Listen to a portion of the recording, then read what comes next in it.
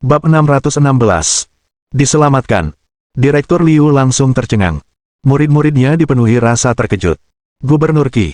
Gubernur Qi. Dia tidak pernah menyangka bahwa Zhou Yu benar-benar akan menelepon Gubernur Qi Guochang secara langsung. Dalam sekejap, pikirannya menjadi kosong. Zhou Yu berbicara. Gubernur Qi, saya sedang berada di Istana Yunxiao sekarang, dan Direktur Biro Promosi Investasi Anda, Liu, sedang berusaha menangkap saya dan bahkan menuntut saya. Nada bicara Qi Guochang menjadi serius. Apa yang sedang terjadi? Zhou Yu menjelaskan secara singkat apa yang telah terjadi. Itulah situasinya. Qi Tua, serahkan saja padamu. Suara Qi Guochang berubah, memancarkan rasa tekanan yang berat bahkan melalui telepon. Direktur Liu, Anda punya nyali. Hanya dengan satu kalimat saja, Direktur Liu ketakutan hingga lumpuh. Memerintah. Gubernur, saya. Diam. Tidak perlu mengatakan apa-apa, jelaskan saja pada polisi saat mereka tiba. Dengan itu, Qi Guochang menutup telepon. Zhou Yu menatap Direktur Liu dengan acuh tak acuh. Apakah kamu puas sekarang? Pada saat ini, mata Direktur Liu dipenuhi ketakutan. Zhou, aku salah, kumohon padamu, mohon pada Gubernur Qi untuk berbelas kasihan dan ampuni aku. Bang! Zhou Yu tidak mau repot-repot berbicara dengannya dan langsung mengusirnya. Direktur Liu jatuh ke samping seperti anjing mati. Zhou Yu berjalan mendekati Jiang Shao dan berkata dengan acuh tak acuh. Apakah kamu punya dukungan lain? Jiang Shao juga tercengang. Dia tidak menyangka Zhou Yu mampu berbicara langsung dengan Gubernur Qi, dan orang bodoh pun dapat melihat bahwa hubungan mereka luar biasa. Untuk sesaat, Jiang Shao menyadari ia telah menendang pelat besi. Apa yang ingin kamu lakukan? Wajah Jiang Shao memucat, dan meskipun dia masih marah di dalam, dia tidak lagi sombong seperti sebelumnya. Zhou Yu berkata dengan dingin. Katakan padaku, mengapa kamu menargetkan Tianyu? Jangan bilang kalau pertemuanmu dengannya hanya kebetulan. Menghadapi pertanyaan Zhou Yu, mata Jiang Shao berkedip karena panik. Meski begitu, ia berhasil mempertahankan ketenangannya. Namamu Zhou Yu, bukan? Saya katakan kepadamu, jangan berpikir bahwa hanya karena kamu kenal gubernur, saya takut padamu. Sudah kubilang sebelumnya, di belakangku ada keluarga Yan dari Haizu, semua yang kulakukan adalah atas perintah mereka. Lebih baik kau lepaskan aku dengan patuh, kalau tidak, meskipun hubunganmu dengan gubernur baik, aku punya cara untuk membuatmu sangat menyesal. Tamparan. Zhou Yu menamparnya tepat di wajahnya. Pada saat ini, Jiang Shao berani mengancamnya, dia benar-benar tidak tahu apakah dia hidup atau mati. Jiang Shao terbang keluar lagi. Dia menabrak tembok dengan keras. Dan pingsan. Di luar rumah Yun Xiao, suara sirene polisi meraung keras. Sesaat kemudian, sekelompok besar polisi bergegas mendekat. Kepala polisi terkemuka memberi hormat kepada Zhou Yu segera setelah melihatnya. Zhou, halo, saya Lilin, petugas yang bertanggung jawab atas kepolisian kota, di bawah perintah gubernur, khusus di sini untuk menangani masalah ini. Petik 2. Kami akan membawa Direktur Liu kembali untuk penyelidikan sekarang. Zhou Yu mengangguk. Oke. Lilin segera menyuruh Direktur Liu dibawa pergi. Kemudian, Zhou Yu berbicara lagi. Bawa dia juga, cari dokter yang bisa menyadarkannya. Saya akan datang untuk menanyainya besok. Zhou Yu tentu punya cara untuk membuat Jiang Shao bangun. Tetapi dia sudah menimbulkan cukup banyak masalah di Yunxiao Mansion hari ini, dia perlu meninggalkan sedikit harga diri untuk Tong Yingxi. Baiklah, tidak masalah. Lilin juga menyuruh Jiang Shao dibawa pergi. Tak lama kemudian, semua orang pergi, hanya menyisakan Tong Yingxi, Zhou Yu, dan Sui Tianyu. Zhou Yu menatap Tong Yingxi dengan senyum ceria. Kakak Tong, maaf atas ketakutanmu hari ini. Tong Yingxi tersadar dari keterkejutannya, tatapannya pada Zhou Yu dipenuhi dengan ketidakpercayaan. Setelah serangkaian kejadian seperti itu, bagaimana mungkin dia tidak melihat bahwa kekuatan Zhou Yu jauh melampaui pemahamannya. Sebelumnya, dia selalu merasa bahwa Zhou Yu tidak cukup baik untuk sepupunya Qinlan. Sekarang tampaknya, dia terlalu banyak berpikir. Tong Yingxi menggelengkan kepalanya. Tidak masalah, tidak masalah. Zhou Yu berkata sambil tersenyum. Baiklah, aku belum makan malam, Suster Tong, suruh seseorang menyiapkan beberapa hidangan khas, ayo kita makan bertiga saja. Tentu, aku akan segera mengaturnya. Selama makan, Sui Tianyu minum cukup banyak anggur, dan saat makan malam selesai, dia hampir mabuk. Tong Yingxi mengatur hotel di Yunxiao Mansion untuk mereka berdua. Mereka beristirahat di tempat. Pagi berikutnya, setelah Zhou Yu bangun, dia langsung pergi ke polisi kota. Namun, sesampainya di pintu masuk kantor polisi, ia mendapati keadaan dalam keadaan kacau, dan pintu masuk dijaga ketat. Saat Zhou Yu mendekat, dia dihentikan oleh seorang petugas patroli. Berhenti di sana, personel yang tidak berwenang tidak diizinkan mendekat. Zhou Yu bertanya dengan bingung. Apa yang telah terjadi? Polisi itu menjawab dengan dingin. Tidak berkomentar, segera pergi, atau kami akan menangkap Anda atas tuduhan menghalangi penegakan hukum. Zhou Yu mengerutkan alisnya. Panggil kepala polisi Anda, Lilin. Petugas polisi itu tidak menyangka Zhou Yu benar-benar mengetahui nama kepala polisi mereka dan, dilihat dari nadanya, identitasnya bukan identitas biasa. Setelah ragu sejenak, petugas itu mengeluarkan walkie-talkie. Tak lama kemudian Lilin bergegas keluar. Melihat Zhou Yu, dia segera berlari dan memberi hormat padanya. Zhou Yu mengerutkan kening dan bertanya. Apa yang terjadi di sini? Lilin tampak bingung dan menjawab. Zhou, maafkan aku, pagi ini, seorang master bela diri masuk dan menyelamatkan Jiang Shao. Kami telah memberitahukannya kepada Martial Hall. Orang-orang dari aula bela diri sedang menyelidiki tempat kejadian. Petik 2. Zhou Yu terkejut. Ini adalah rangkaian peristiwa yang tidak terduga. Rasa dingin melintas di matanya. Tampaknya ada seorang guru di belakang Jiang Shao. Dia yakin bahwa begitu Jiang Shao melarikan diri, dia pasti akan menargetkan Sui Tianyu lagi. Zhou Yu segera memutuskan untuk kembali ke perusahaan Huan Yu dan menunggu. Baiklah, aku mengerti. Kalian lanjutkan penyelidikannya, beritahu aku jika ada temuan. Dengan itu, Zhou Yu hendak pergi. Tepat pada saat itu, terdengar suara. Zhou Yu. Bab 617. Menunggu kelinci di tunggul. Zhou Yu berbalik dan melihat seorang gadis baru saja keluar dari kantor polisi. Dia tampak familiar. Dia tampaknya menjadi anggota kelompok ke-8 di bawah Hu Yue dari Aula Marsekal.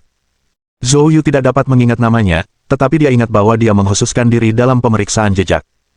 Sebelum penawaran proyek metro jalur 10 di kota provinsi tersebut, Zhao Heng telah disergap. Seseorang telah mengendalikan pikiran seorang penggemar sepeda motor hingga hampir menabrak Zhao Heng.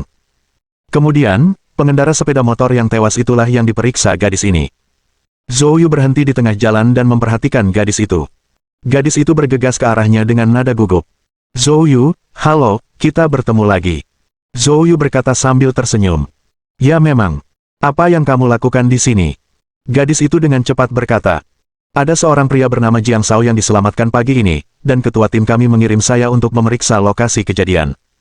Zhou Yu mengangguk. Dan hasilnya? Gadis itu menjawab. Penilaian awal menunjukkan bahwa ada seorang ahli tingkat bawaan yang hebat, ahli dalam teknik psikis, yang menerobos masuk ke kantor polisi tadi malam, menghipnotis semua orang, dan dengan demikian membebaskan Jiang Chao. Mata Zhou Yu menyipit. Itu benar. Kemarin, hal yang sama terjadi pada Sui Tianyu. Baiklah, terima kasih atas kerja kerasnya. Jika Anda memiliki berita tentang orang ini, silakan minta ketua kelompok Anda Wu untuk segera memberi tahu saya. Petik 2. Setelah mengatakan ini, Zhou Yu hendak pergi. Hei, tunggu sebentar. Gadis itu menghentikan Zhou Yu. Zhou Yu bertanya dengan rasa ingin tahu, ada apa? Apakah ada hal lainnya? Gadis itu menggigit bibirnya, dengan tatapan memohon di matanya.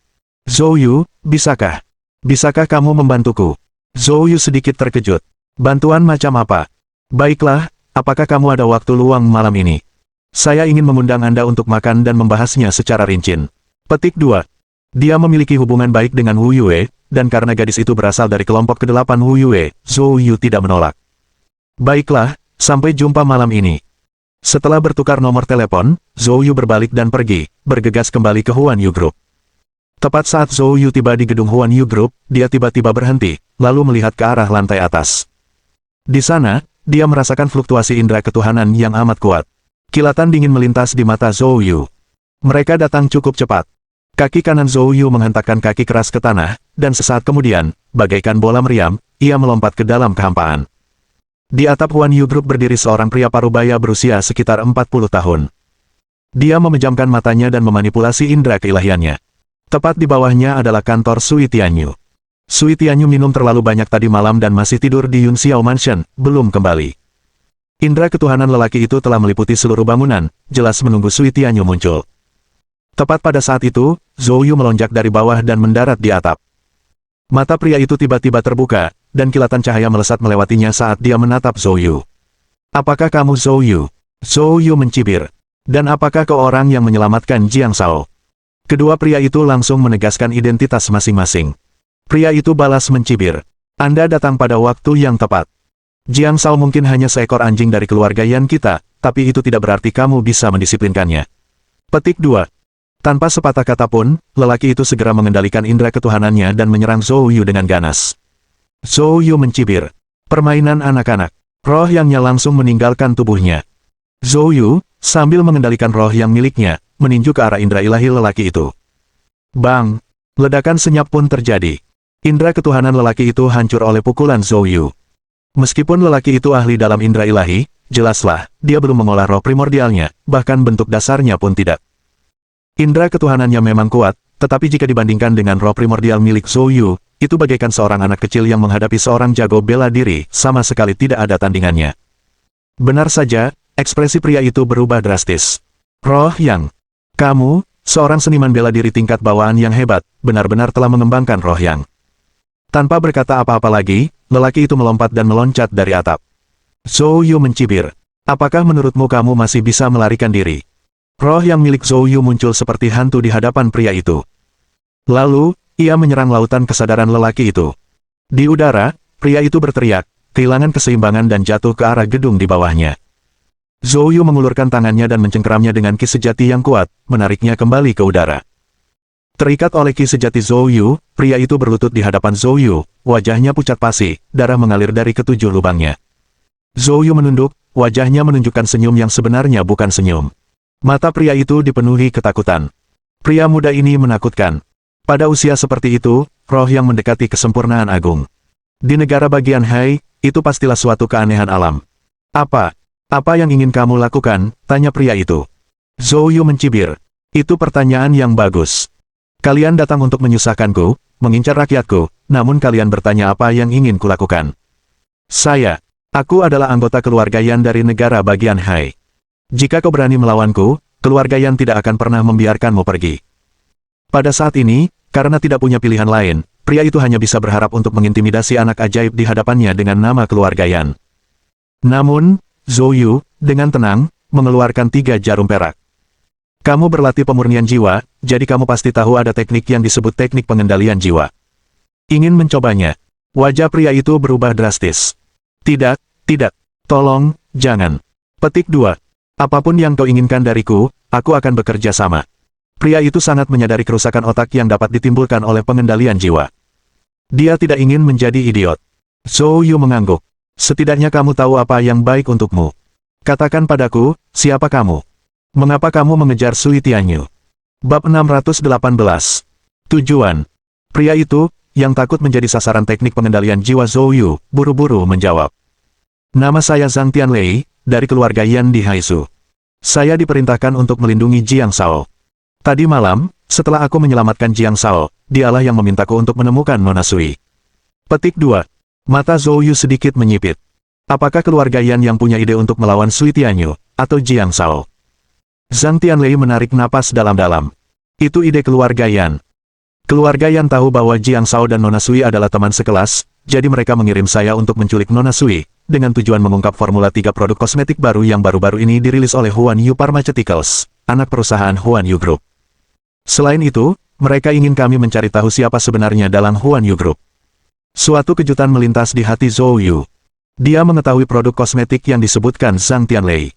Awalnya, dia meminta Tianyu untuk terjun ke bisnis kosmetik dan telah memberikan beberapa formula. Produk-produk tersebut merupakan hasil penelitian dan produksi massal Tianyu berdasarkan formula yang diberikan Zhou Yu kepadanya. Setelah itu, Tianyu mengambil alih semua tanggung jawab, dan Zhou Yu tidak terlalu memperhatikan lagi, dengan puas memainkan peran sebagai manajer yang lepas tangan. Dia tidak menyangka bahwa keluarga Yan dari Haizu akan mengirim Zhang Tianlei dan Jiang Shao demi produk kosmetik yang dirilis oleh Huan Yu Pharmaceuticals. Hal itu cukup mengejutkan bagi Zhou Yu. Bagi keluarga Yan, klan terkemuka di Haizu, mengirim seniman bela diri terampil seperti Zhang Tianlei hanya untuk beberapa produk kosmetik yang dirilis oleh grup Huan Yu sungguh sangat sulit dipercaya. Namun, sentuhan ilahi, Zhou Yu dapat dengan jelas merasakan bahwa Zhang Tianlei tidak berbohong. Zhou Yu, dengan mata menyipit, bertanya, apa sebenarnya alasan keluarga Yan melakukan ini? Zhang Tianlei segera menggelengkan kepalanya. Saya hanya seorang seniman bela diri, atau terus terang saja, seekor anjing yang dibesarkan oleh keluarga Yan demi sejumlah uang yang besar. Saya hanya mengikuti perintah, saya tidak tahu apa yang sedang direncanakan keluarga Yan. Petik 2. Setelah beberapa pertanyaan lagi, Zhou Yu menemukan bahwa Zhang Tianlei memang tidak tahu apa-apa. Zhou Yu kehilangan minat pada pria itu. Tampaknya untuk memperjelas masalah ini, dia harus menemukan orang yang mengeluarkan perintah atas nama keluarga Yan. Melihat tatapan Zhou Yu berkedip terus-menerus, Zhang Tianlei menjadi pucat karena ketakutan. Zhou, aku sudah menceritakan semua yang aku tahu.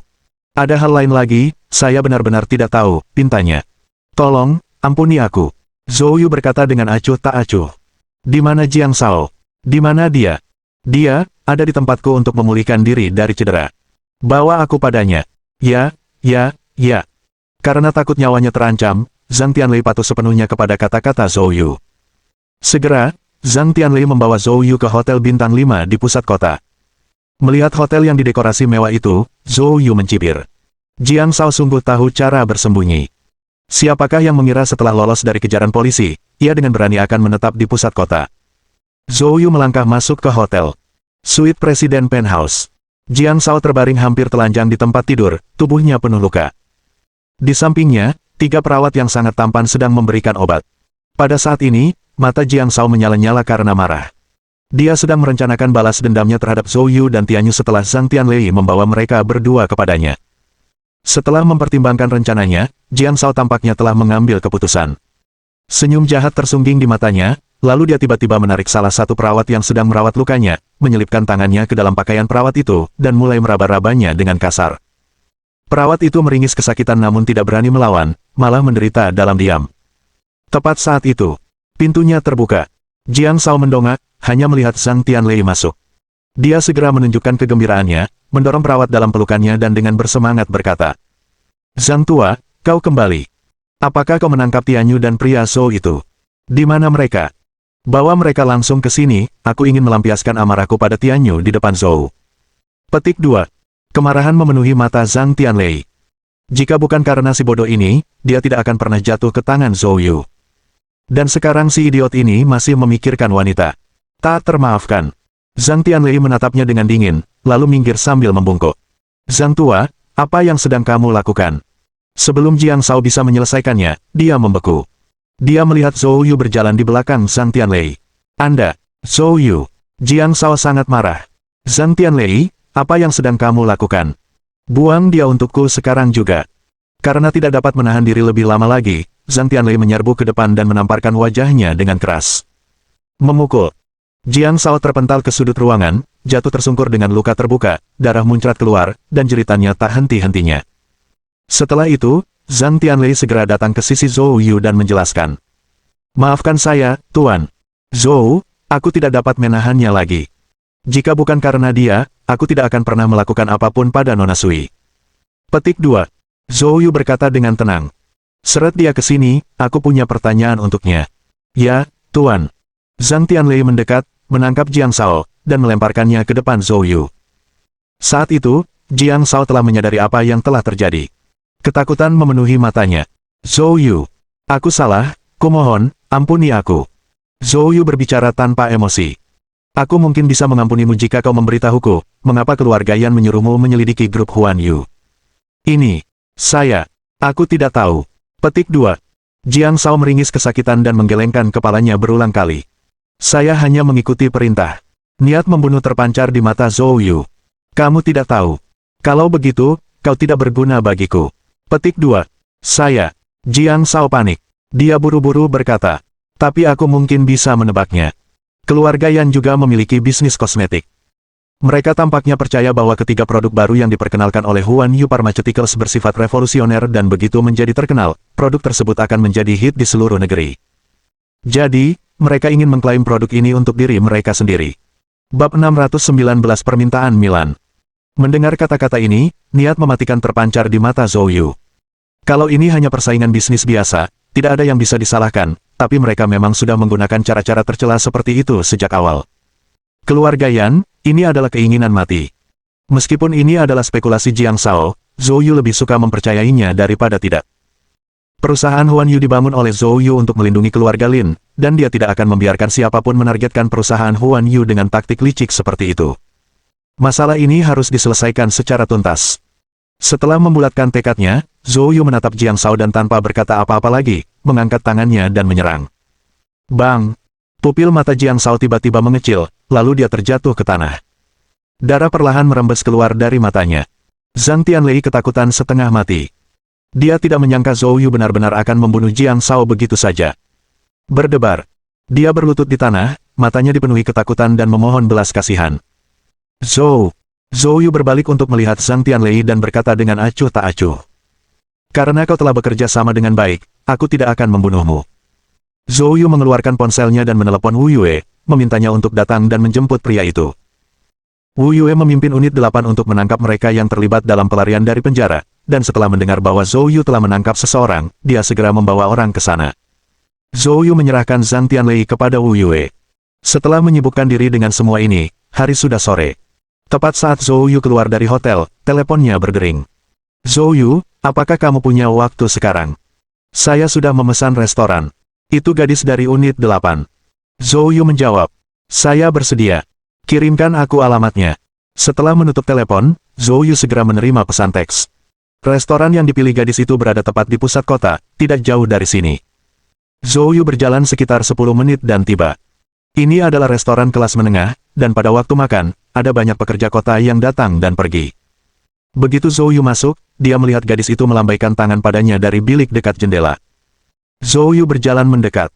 Gadis itu gembira sekaligus gugup. Zhou Yu, silakan duduk. Maaf, aku tidak menghasilkan banyak uang, jadi aku tidak mampu mentraktirmu ke tempat-tempat mewah itu. Saya sering datang ke restoran ini, hidangannya benar-benar enak. Petik 2.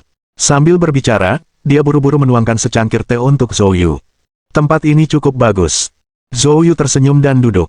Ngomong-ngomong, aku masih belum tahu namamu. Ekspresi gadis itu membeku dan dia segera meminta maaf. Maaf, kukira kau tahu. Namaku Milan, Lan seperti warna biru. Milan, itu nama yang bagus. Zhou Yu memuji. Ngomong-ngomong, kamu bilang kamu butuh bantuanku untuk sesuatu. Katakan padaku, apa itu? Dia mengambil cangkir teh, menghirup aromanya, lalu menyeruputnya. Milan menarik napas dalam-dalam dan berkata, Zhou Yu, saya ingin bertanya kepada Anda. Untuk berpura-pura menjadi pacarku. Petik 2. Memercikkan. Teh yang baru saja diseruput Zhou Yu menyembur keluar. Milan disemprot di wajahnya. Teh yang mendidih membuatnya terbakar kesakitan. Tetapi dia mengabaikan rasa sakitnya, segera berdiri, dan membungkuk untuk meminta maaf. Sangat menyesal. Petik 2. Aku tidak bermaksud begitu. Jika aku terlalu tiba-tiba, aku minta maaf padamu. Tindakan Milan langsung menarik perhatian banyak orang di sekitarnya. Melihat seorang gadis cantik disiram teh di wajahnya dan ketakutan sampai seperti itu. Beberapa orang langsung melemparkan pandangan marah ke arah Zhou Yu. Zhou Yu segera menyeka mulutnya dan berdiri, mendekati Milan. Wajahmu, apakah baik-baik saja? Saya baik-baik saja. Milan agak mengelak. Tetapi Zhou Yu dengan kuat mencengkeramnya dan menempelkan tangannya ke wajahnya. Wajah Milan memerah dalam sekejap. Namun, pada saat berikutnya, dia tertegun. Dia merasakan tangan Zhou Yu, seperti sepotong batu giok yang hangat, memberinya kesejukan yang menenangkan. Area wajahnya yang terkena air teh segera kembali normal. Keterkejutan memenuhi mata Milan. Setelah melakukan semua ini, Zhou Yu kembali ke tempat duduknya dan duduk. Maaf, aku kehilangan ketenanganku tadi. Itu hanya, aku baru saja tahu namamu, bagaimana mungkin kau memintaku untuk sehat, melakukan sesuatu yang begitu penting. Tampaknya ada sesuatu yang sulit diungkapkannya. Zhou Yu tidak terburu-buru, menunggu dengan sabar hingga dia berbicara. Setelah beberapa saat, Milan menarik napas dalam-dalam dan berkata, Zhou Yu, ada sesuatu yang harus aku minta maaf padamu terlebih dahulu. Saya menggunakan wewenang kabinet militer untuk menyelidiki identitas Anda. Aku tahu kau seorang seniman bela diri sejati, dan bahkan tokoh seperti Ketua Asosiasi Letian atau Zhao Xinian dari ibu kota tidak dapat menandingimu. Kamu juga punya keterampilan medis, bahkan Sun, salah satu dari 3 dokter suci, memujimu. Dan Anda juga punya koneksi dengan gubernur, Menteri Wei, dan yang lainnya. Ekspresi Zhou Yu tetap tenang saat dia diam-diam memperhatikan Milan. Saat Milan berbicara, kesedihan mendalam memenuhi matanya. Jadi, aku ingin memintamu berpura-pura menjadi pacarku untuk menemaniku pulang guna menyelidiki penyebab kematian orang tuaku. Menyelidiki penyebab kematian orang tuamu. Zhou Yu sedikit terkejut. Bukankah kamu anggota kabinet bela diri? Tidak bisakah kabinet bela diri membantu Anda? Milan berkata tanpa daya.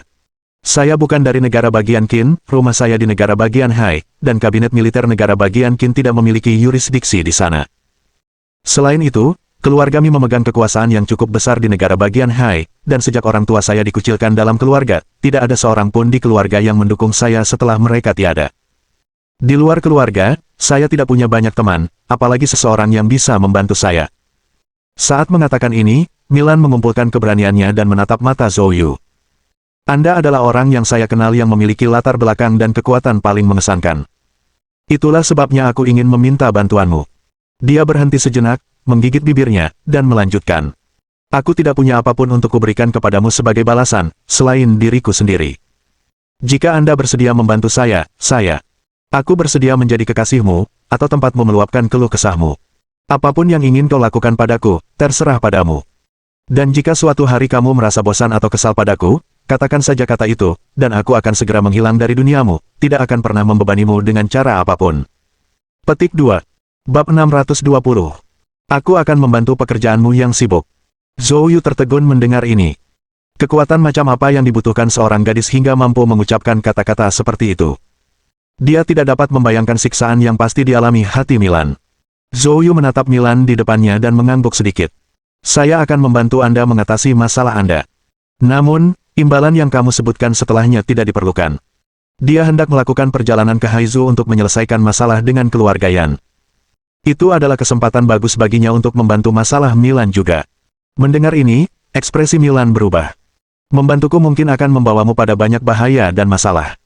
Tapi, selain tubuhku, aku benar-benar tidak punya apapun yang berharga untuk kuberikan padamu sebagai balasannya. Zhou Yu tersenyum dan berkata, tidak semua bantuan di dunia ini perlu dibalas. Anda telah menemukan orang yang tepat. Saya adalah orang yang senang mengulurkan tangan dimanapun saya melihat ketidakadilan. Petik 2. Kalau begitu sudah diputuskan, kita akan berangkat ke Haizu besok. Ayo, kita makan.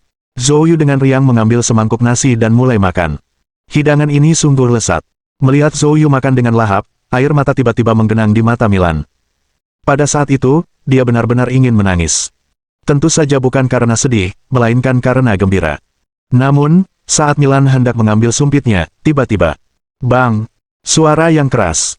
Pintu kaca restoran itu pecah. Segera setelah itu, sekelompok besar orang menyerbu masuk. Yang memimpin mereka adalah seorang pria berusia 30-an, dengan wajah penuh kesombongan. Begitu masuk, dia melirik sekeliling restoran dengan tatapan tajam di matanya. Mendengar itu, semua orang di restoran ketakutan. Kebanyakan dari mereka, terlalu takut untuk makan lagi, bangkit dan bergegas keluar. Saat tatapan pria itu tertuju pada Milan, dia menyeringai dan melangkah mendekat. Pada saat yang sama, Zhou Yu dengan jelas memperhatikan bahwa kulit Milan menjadi pucat, tubuhnya gemetar tak terkendali, dan dia menundukkan kepalanya. Milan, kakak sudah mencarimu dengan susah payah. Apa, kamu lihat kakakmu dan kamu bahkan tidak menyapanya? Pria itu menghampiri Milan dan berkata sambil tersenyum tipis. Milan tahu dia tidak bisa bersembunyi lebih lama lagi, dia mengangkat kepalanya, matanya dipenuhi amarah. Kamu, bagaimana kamu tahu aku ada di sini? Tentu saja aku menemukanmu. Keluarga itu telah menghabiskan banyak uang untuk menemukanmu. Bangun, pulanglah bersamaku. Pria itu berkata sambil tersenyum tipis. Milan merasa gelisah. Rumah. Apakah aku punya rumah? Sejak orang tuaku meninggal, aku tidak punya rumah. Pria itu tersenyum tipis. Jangan terburu-buru, kamu akan segera punya rumah baru. Keluarga kami saat ini sedang merencanakan aliansi dengan keluarga He, dan Anda telah dipilih oleh Tuan Muda keluarga He. Keluarga He adalah keluarga terkemuka di Haizu, pergi ke keluarga He dianggap sebagai keberuntungan besar bagi Anda. Petik 2. Milan sangat marah. Orang tua saya meninggal dunia dalam keadaan yang tidak jelas, dan sampai sekarang, pihak keluarga belum memberi saya penjelasan. Saya sama sekali tidak akan menikah sampai kebenaran tentang kematian orang tua saya terungkap. Pria itu mencibir. Kawin. Kamu terlalu banyak berpikir. Kamu hanyalah sebuah anugerah. Jika bukan karena Tuan Muda keluarga He menyukaimu, kau bahkan tidak layak menjadi hadiah. Petik 2. Tugasmu adalah menemani Tuan Muda keluarga He dengan baik, memastikan dia bersenang-senang. Asalkan kamu baik-baik saja dengannya, kematian orang tuamu tentu akan dijelaskan oleh keluarga. Apakah kamu mengerti? Mendengar kata-kata itu, Milan menjadi sangat marah hingga seluruh tubuhnya gemetar. Sekalipun dia menahan diri, air mata penghinaan itu tidak dapat berhenti jatuh. Tepat pada saat itu, Zhou Yu berdiri dan menghampiri Milan, mengulurkan tangannya untuk merangkul bahunya. Lan, siapa dia? Milan, dengan mata merah karena menahan air mata, berkata. Namanya Mi Zonxing, dia anak dari keluarga pamanku. Melihat Zhou Yu dengan berani memeluk Milan tepat di depannya, Mi Zonxing menyipitkan matanya, mengamati Zhou Yu. Siapa kamu sebenarnya? Apa hubunganmu dengannya? Zhou Yu berbicara dengan tenang. Dia pacarku, menurutmu apa hubungan kita? Wajah Mi Zonxing menjadi gelap. Aliansi antara keluarga Mi dan keluarga He sangatlah penting. Kalau tuan muda keluarga He tahu dulu kalau wanita yang ditaksirnya sudah bersama laki-laki lain, pasti akan jadi masalah. Dia tidak akan membiarkan hal seperti itu terjadi. Berani. Dia akan menjadi tuan muda wanita keluarga He, dan kau berani menyentuhnya. Nak, aku perintahkan kau untuk memotong satu lengan dan kemudian pergi dari sini. Kalau tidak, aku akan memastikan kau mati dengan mengerikan. Begitu Mi Zonxing selesai berbicara, beberapa bawahannya segera bergegas mendekat, mengepung Zhou Yu. Melihat ini, Milan, dalam pelukan Zhou Yu, tak dapat menahan gemetarnya, dan tangannya tanpa sadar mencengkeram pakaian Zhou Yu erat-erat, seolah-olah sedang memegang erat sedotan terakhir. Lengan Zhou Yu yang merangkul bahunya sedikit menegang. Dia tersenyum pada Milan dalam pelukannya. Jangan khawatir, tidak akan terjadi apa-apa. Tapi, aku ingin bertanya padamu. Milan terkejut. Kakakmu sepertinya tidak terlalu dekat denganmu, kuharap tidak masalah jika aku menanganinya. Milan tercengang. Tidak masalah. Itu bagus. Zhou Yu tersenyum, lalu mendongak, mengabaikan orang-orang di sekitarnya, dan berbicara langsung kepada Mi Zonxing. Kau membuat pacarku menderita. Sekarang, aku memberimu dua pilihan. Yang pertama, berlutut dan minta maaf, meminta pengampunannya. Yang lainnya, aku akan melumpuhkanmu sekarang juga. Bab 621. Apa salahnya memindahkanmu? Mi Zonxing tidak menyangka pemuda ini berani memprovokasinya secara terbuka. Ekspresi dingin langsung muncul di wajahnya. Bajingan kecil, kau cari mati. Begitu kata-katanya selesai diucapkan, dua lelaki kekar di belakangnya menyerbu ke depan, mengayunkan tinju mereka yang besar, dan mengarahkannya langsung ke arah Zhou Yu. Kedua pria itu adalah ahli di tingkat puncak panggung Huajin. Saat tinju itu terayun di udara, terdengar suara siulan, yang menandakan kekuatannya yang luar biasa. Dengan tubuh Zhou Yu yang lemah, Mi Zonxing mengira satu pukulan dapat mengubah pemuda nekat di depannya menjadi seonggok bubur. Terutama karena Zhou Yu tidak bergerak sama sekali, dia mungkin sangat ketakutan. Si bodoh ini. Dia sudah tamat. Bang! Dua pukulan berat itu, tidak mengherankan, mendarat keras pada Zhou Yu. Akan tetapi, adegan yang dinantikan di mana Zhou Yu berubah menjadi bubur tidak terjadi. Zhou Yu tetap tidak bergerak, sementara lengan kedua pria itu bersamaan mengeluarkan suara tulang patah, dan tulangnya bahkan menyembul keluar. Kedua pria itu berteriak kesakitan bersama-sama. Dalam sekejap, semua orang tercengang. Pada saat itu, Zhou Yu tertawa dingin, tubuhnya bergetar. Gelombang gangjin terlihat meledak. Kedua lelaki di sampingnya, tak berdaya melawan, langsung terhempas. Tubuh mereka yang besar menjatuhkan sejumlah bawahan Mi Zonxing. Untuk sesaat, teriakan bergema terus-menerus. Mi Zonxing, yang dilindungi mati-matian oleh anak buahnya, tidak terluka. Wajahnya berubah liar. Keluarga Mi juga merupakan kekuatan papan atas di Haizu. Mi Zonxing bukannya tanpa kebijaksanaan. Dia segera menyadari bahwa pemuda ini jauh dari sederhana seperti yang terlihat. Pergerakan barusan menunjukkan bahwa dia setidaknya seorang master di atas alam bawaan. Kamu, siapa kamu? Mi Zonxing bertanya dengan ekspresi gelap. Zhou Yu berkata dengan tenang.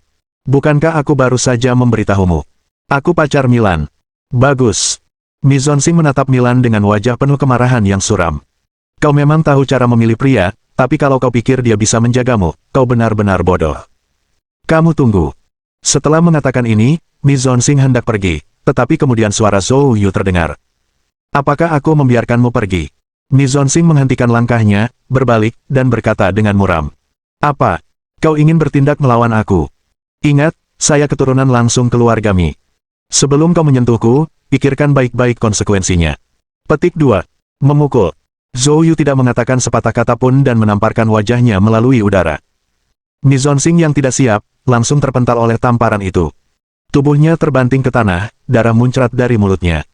Sebelum dia sempat berteriak kesakitan, Zhou Yu muncul di sampingnya seperti hantu, menginjak dadanya. Menyembur. Mi Zonxing memuntahkan seteguk darah lagi, wajahnya langsung pucat, matanya merah, hampir tidak bisa bernapas. Zhou Yu menunduk, tatapannya dingin. Aku baru saja melakukannya, bagaimana dengan itu? Kamu masih berani bersikap tegas di hadapanku. Apakah kamu menganggap kata-kataku tadi seperti angin yang lewat di telingamu? Jika kamu tidak memilih salah satu dari dua pilihan itu, jangan salahkan aku karena bersikap kejam. Kemarahan memenuhi mata Mi Zonxing saat dia mengumpulkan kekuatannya untuk berteriak ke arah bawahannya yang tidak jauh. Segera, hubungi Wen Tianlu, dan minta dia datang menyelamatkanku. Mendengar ini, bawahan Mi Zonxing segera mengeluarkan telepon genggamnya untuk menelepon. Zhou Yu mengangkat sebelah alisnya. Wen Tianlu. Siapa dia? Mi Zonxing menatap Zhou Yu dengan jahat. Dia teman sekelasku, dan juga putra wali kota Ancheng. Lebih baik kau bunuh aku karena aku jamin dia akan membuat seluruh keluargamu membayarnya dengan nyawa mereka. Ancheng merujuk pada ibu kota provinsi Qin. Milan menatap Zhou Yu dengan agak gugup. Meskipun dia tahu bahwa Zhou Yu memiliki hubungan baik dengan gubernur, masalah ini melibatkan wali kota, dan dia tidak yakin apakah gubernur akan mau membantu. Namun, Zhou Yu hanya tersenyum tipis. Kupikir kau punya seseorang yang kuat untuk mendukungmu. Jangan bicara tentang putra wali kota, bahkan jika dia sendiri muncul, dia tidak bisa menyelamatkanmu. Mi Zonxing tertawa marah. Teruslah menggertak. Lihatlah seberapa lama kamu bisa bertahan. Mata Zhou Yu menyipit, kekuatan di bawah kakinya langsung meningkat 3 kali lipat. Retakan. Tulang rusuk Mi Zonxing langsung remuk di bawah kaki Zhou Yu. Mi Zonxing menjerit keras. Zhou Yu mengejek. Baiklah, aku akan memberimu kesempatan untuk menunggu Wen Tianlu ini. Aku ingin melihat bagaimana dia akan menyelamatkanmu begitu dia sampai di sini. Setelah berbicara, Zhou Yu mengangkat kakinya. Bawahan Mi Zonxing segera bergerak untuk membawa Mi Zonxing pergi, tetapi Zhou Yu mendengus dingin dan berkata, dia hanya bisa berbaring di sana. Siapapun yang berani menyentuhnya, aku akan melumpuhkannya. Satu kalimat saja menggetarkan seluruh bawahan Mi Zonxing, tak ada yang berani bergerak. Mereka hanya bisa menyaksikan tanpa daya saat Mi Zonxing tergeletak di tanah sambil berteriak kesakitan. Milan, matanya merah, menatap Mi Zonxing. Aku sudah meninggalkan keluarga ini selama bertahun-tahun, tanpa menimbulkan ancaman bagimu, mengapa? Mengapa kamu tidak membiarkanku pergi saja? Mi Zonxing, menahan rasa sakitnya, membalas dengan marah. Membiarkanmu pergi. Karena kamu lahir di keluarga Mi, kamu termasuk dalam keluarga Mi. Apapun yang diminta keluargamu, kamu harus melakukannya, tidak ada jalan keluar. Mereka yang tidak mau mengabdi pada keluarga, pantas mati tanpa orang tua. Kata-kata Mi Zonxing sangat kejam. Milan gemetar karena marah. Mata Zhou Yu menyipit saat dia menghentakkan kaki ke bawah lagi. Retakan. Kaki Mi Zonxing langsung remuk di bawah kaki Zhou Yu. Mi Zonxing menggeliat kesakitan di tanah, berguling-guling. Zhou Yu berbicara dengan dingin. Menghina orang tua pacarku, kau minta mati. Bab 622. Kau ingin menangkapku. Ah! Mi Zonxing berteriak tak henti-hentinya, namun hal itu hanya menambah amarahnya. Tunggu saja, begitu Wen Tianlu tiba, aku akan memastikan dia melumpuhkanmu. Apa yang kau lakukan padaku, aku akan membalasnya 100 kali lipat. Mi Zonxing melolong dengan marah. Zhou Yu mencibir dingin. Benar-benar. Lalu, tepat di depannya, aku akan melumpuhkan kakimu yang lain dan melihat apakah dia berani mengatakan sesuatu. Mendengar ini, wajah Milan langsung menunjukkan tanda-tanda kegelisahan. Dia menarik Zhou Yu ke samping dan berbisik. Zhou Yu, dia adalah putra kandung pamanku. Kalau kau benar-benar melumpuhkannya, pamanku tidak akan membiarkannya begitu saja. Ketika saatnya tiba, dia mungkin akan mengerahkan seluruh sumber daya keluarga Mi untuk membalas dendam padamu dengan cara apapun. Petik 2. Zhou Yu tersenyum tipis. Jangan khawatir, karena aku berjanji untuk membantumu, aku akan menepati janjiku. Keluarga Mi bahkan tidak ada dalam radar saya. Zhou Yu tidak membual. Keluarga Mi hampir merupakan kekuatan tingkat pertama di Haizu, hampir sama dengan keluarga Liu di Provinsi Qinzhou, dan dia tentu saja tidak takut pada mereka. Tepat pada saat itu, sebuah kendaraan G besar tiba di luar. Seorang pria yang usianya kira-kira sama dengan Mi Zonxing keluar dari mobil dan melangkah masuk. Pria ini adalah orang yang sangat ditunggu-tunggu oleh Mi Zonxing, Wen Tianlu. Mi Zonxing segera berteriak, Tuan Muda Wen, aku di sini. Kamu akhirnya datang. Cepat, balas dendam untukku. Setelah melihat keadaan Mi Zonxing yang menyedihkan, ekspresi wajah Wen Tianlu langsung menjadi gelap. Siapa yang melakukan ini? Zhou Yu berkata dengan acuh tak acuh. Dengan nada berbisa, Mi Zonxing memperingatkan, Tuan Muda Wen, hati-hati, orang ini adalah seorang seniman bela diri, dan kultivasinya tidak rendah. Tatapan Wen Tianlu langsung tertuju pada Zhou Yu. Tidak heran dia begitu sombong. Tapi, hanya seorang seniman bela diri biasa tidak punya hak untuk bersikap lancang di hadapanku. Kamu, berlututlah dan minta maaf kepada Tuan Muda Mi sekarang juga, lakukan apapun yang dia perintahkan. Jika tidak, nasibmu akan sangat buruk. Penuh kebencian, Mi Zonxing berteriak. Tuan Muda Wen, dan wanita itu. Wanita itu dari keluarga Mi kita, sekarang dia bergaul dengan pria ini. Saya ingin membawanya kembali ke keluarga. Petik 2. Bantu aku menangkapnya juga. Wen Tianlu melirik Milan, sekilas keterkejutan terlihat di matanya. Wanita ini memang tidak buruk. Tuan Muda Mi, saya tidak menyangka keluarga Mi Anda memiliki wanita secantik itu. Tanpa ragu, Mi Zonxing berkata. Tuan Muda Wen, jika kau suka, kau bisa menangkapnya. Kamu boleh melakukan apa yang kamu mau padanya terlebih dulu, sampai kamu puas. Bagaimanapun, wanita ini pada akhirnya akan kita gunakan sebagai hadiah untuk keluarga He di Haizu, sebagai mainan. Petik 2. Wen Tianlu tertawa terbahak-bahak. Baiklah kalau begitu, aku tidak akan sopan. Mendengar keduanya berbicara terang-terangan tentang hal-hal keji di depannya, Milan gemetar karena marah, air mata pun tak terkendali mengalir di pipinya. Mata Zhou Yu menyipit. Mencari kematian. Saat berbicara, Zhou Yu langsung bergerak di depan Mi Zhongxing, mengangkat kakinya, dan menghentakkan kaki dengan keras. Retakan. Kaki Mi Zhongxing yang lain langsung dipatahkan oleh Zhou Yu. Mi Zhongxing mengeluarkan teriakan yang menggetarkan bumi lagi. Tuan Muda Wen, selamatkan aku. Berani sekali kau. Wen Tianlu dengan marah menegur seseorang. Ia tidak menyangka anak muda ini berani bersikap sombong di hadapannya. Sepertinya kamu tidak akan meneteskan air mata sampai melihat peti matinya. Wen Tianlu segera mengeluarkan ponselnya dan menghubungi sebuah nomor. Paman Li, ada anak di sini yang tidak tahu apakah dia hidup atau mati, dia mematahkan kaki temanku tepat di depanku. Kirim seseorang segera dan tangkap dia untukku. Petik 2. Setelah menutup telepon, Wen Tianlu menatap Zhou Yu sambil mencibir. Nak, tunggu saja, polisi sedang dalam perjalanan. Begitu kau masuk penjara, aku akan menunjukkan kepadamu apa itu kekejaman. Sosok Zhou Yu melintas, bergerak mendekati Wen Tianlu. Melihat dinginnya mata Zhou Yu, Wen Tianlu tiba-tiba merasakan hawa dingin yang tak dapat dijelaskan, tetapi, bagaimanapun juga, statusnya tidak bisa dianggap enteng. Jangankan anak muda di depannya ini, sekalipun seorang guru dari alam suci datang, mereka belum tentu berani menyentuhnya. Apa yang sedang kamu lakukan? Cahaya dingin berkedip-kedip di mata Zhou Yu. Di depanku, kamu bicara tentang mengganggu pacarku, menurutmu apa yang akan kulakukan? Saat kata-katanya jatuh, Zhou Yu langsung mencengkeram leher Wen Tianlu, dan tangannya yang lain menamparnya dengan kasar. Tampar. Zhou Yu bergantian ke kiri dan kanan, menamparnya beberapa kali berturut-turut. Dalam hitungan detik, wajah Wen Tianlu bengkak seperti kepala babi. Darah mengalir terus-menerus dari mulutnya, dan lelaki itu benar-benar tercengang. Pada saat ini, semua orang di sekitar, termasuk Milan, terkejut. Ini adalah putra wali kota, dan Zhou Yu berani memukulnya seperti ini. Milan hampir pingsan. Awalnya dia berpikir bahwa dengan hubungan Zhou Yu dengan gubernur, bahkan jika Wen Tianlu muncul, dia seharusnya bisa mengatasinya. Tetapi sekarang setelah Zhou Yu memukul Wen Tianlu seperti ini, apakah gubernur masih akan membantu Zhou Yu? Seperti kata pepatah, pejabat saling melindungi satu sama lain. Zhou Yu hanyalah seorang seniman bela diri. Mengapa gubernur menyinggung wali kota karena dia? Pada saat itu, kaki Milan lemas, pikirannya kosong. Dia tidak dapat membayangkan apa yang akan terjadi selanjutnya. Namun, Mi Zhongxing, yang berdiri di sampingnya, sangat gembira melihat pemandangan ini, bahkan melupakan rasa sakit hebat di tubuhnya. Semakin keras Zhou Yu memukul Wen Tianlu, semakin buruk akhir hidupnya. Hahaha. Anak ini, benar-benar menanggung akibatnya sendiri, bahkan Raja Surga pun tidak dapat menyelamatkannya. Zhou Yu langsung membanting Wen Tianlu yang linglung ke tanah. Mi Zhongxing bergegas mendekat, mati-matian berusaha membangunkan Wen Tianlu. Tuan Muda Wen, Tuan Muda Wen.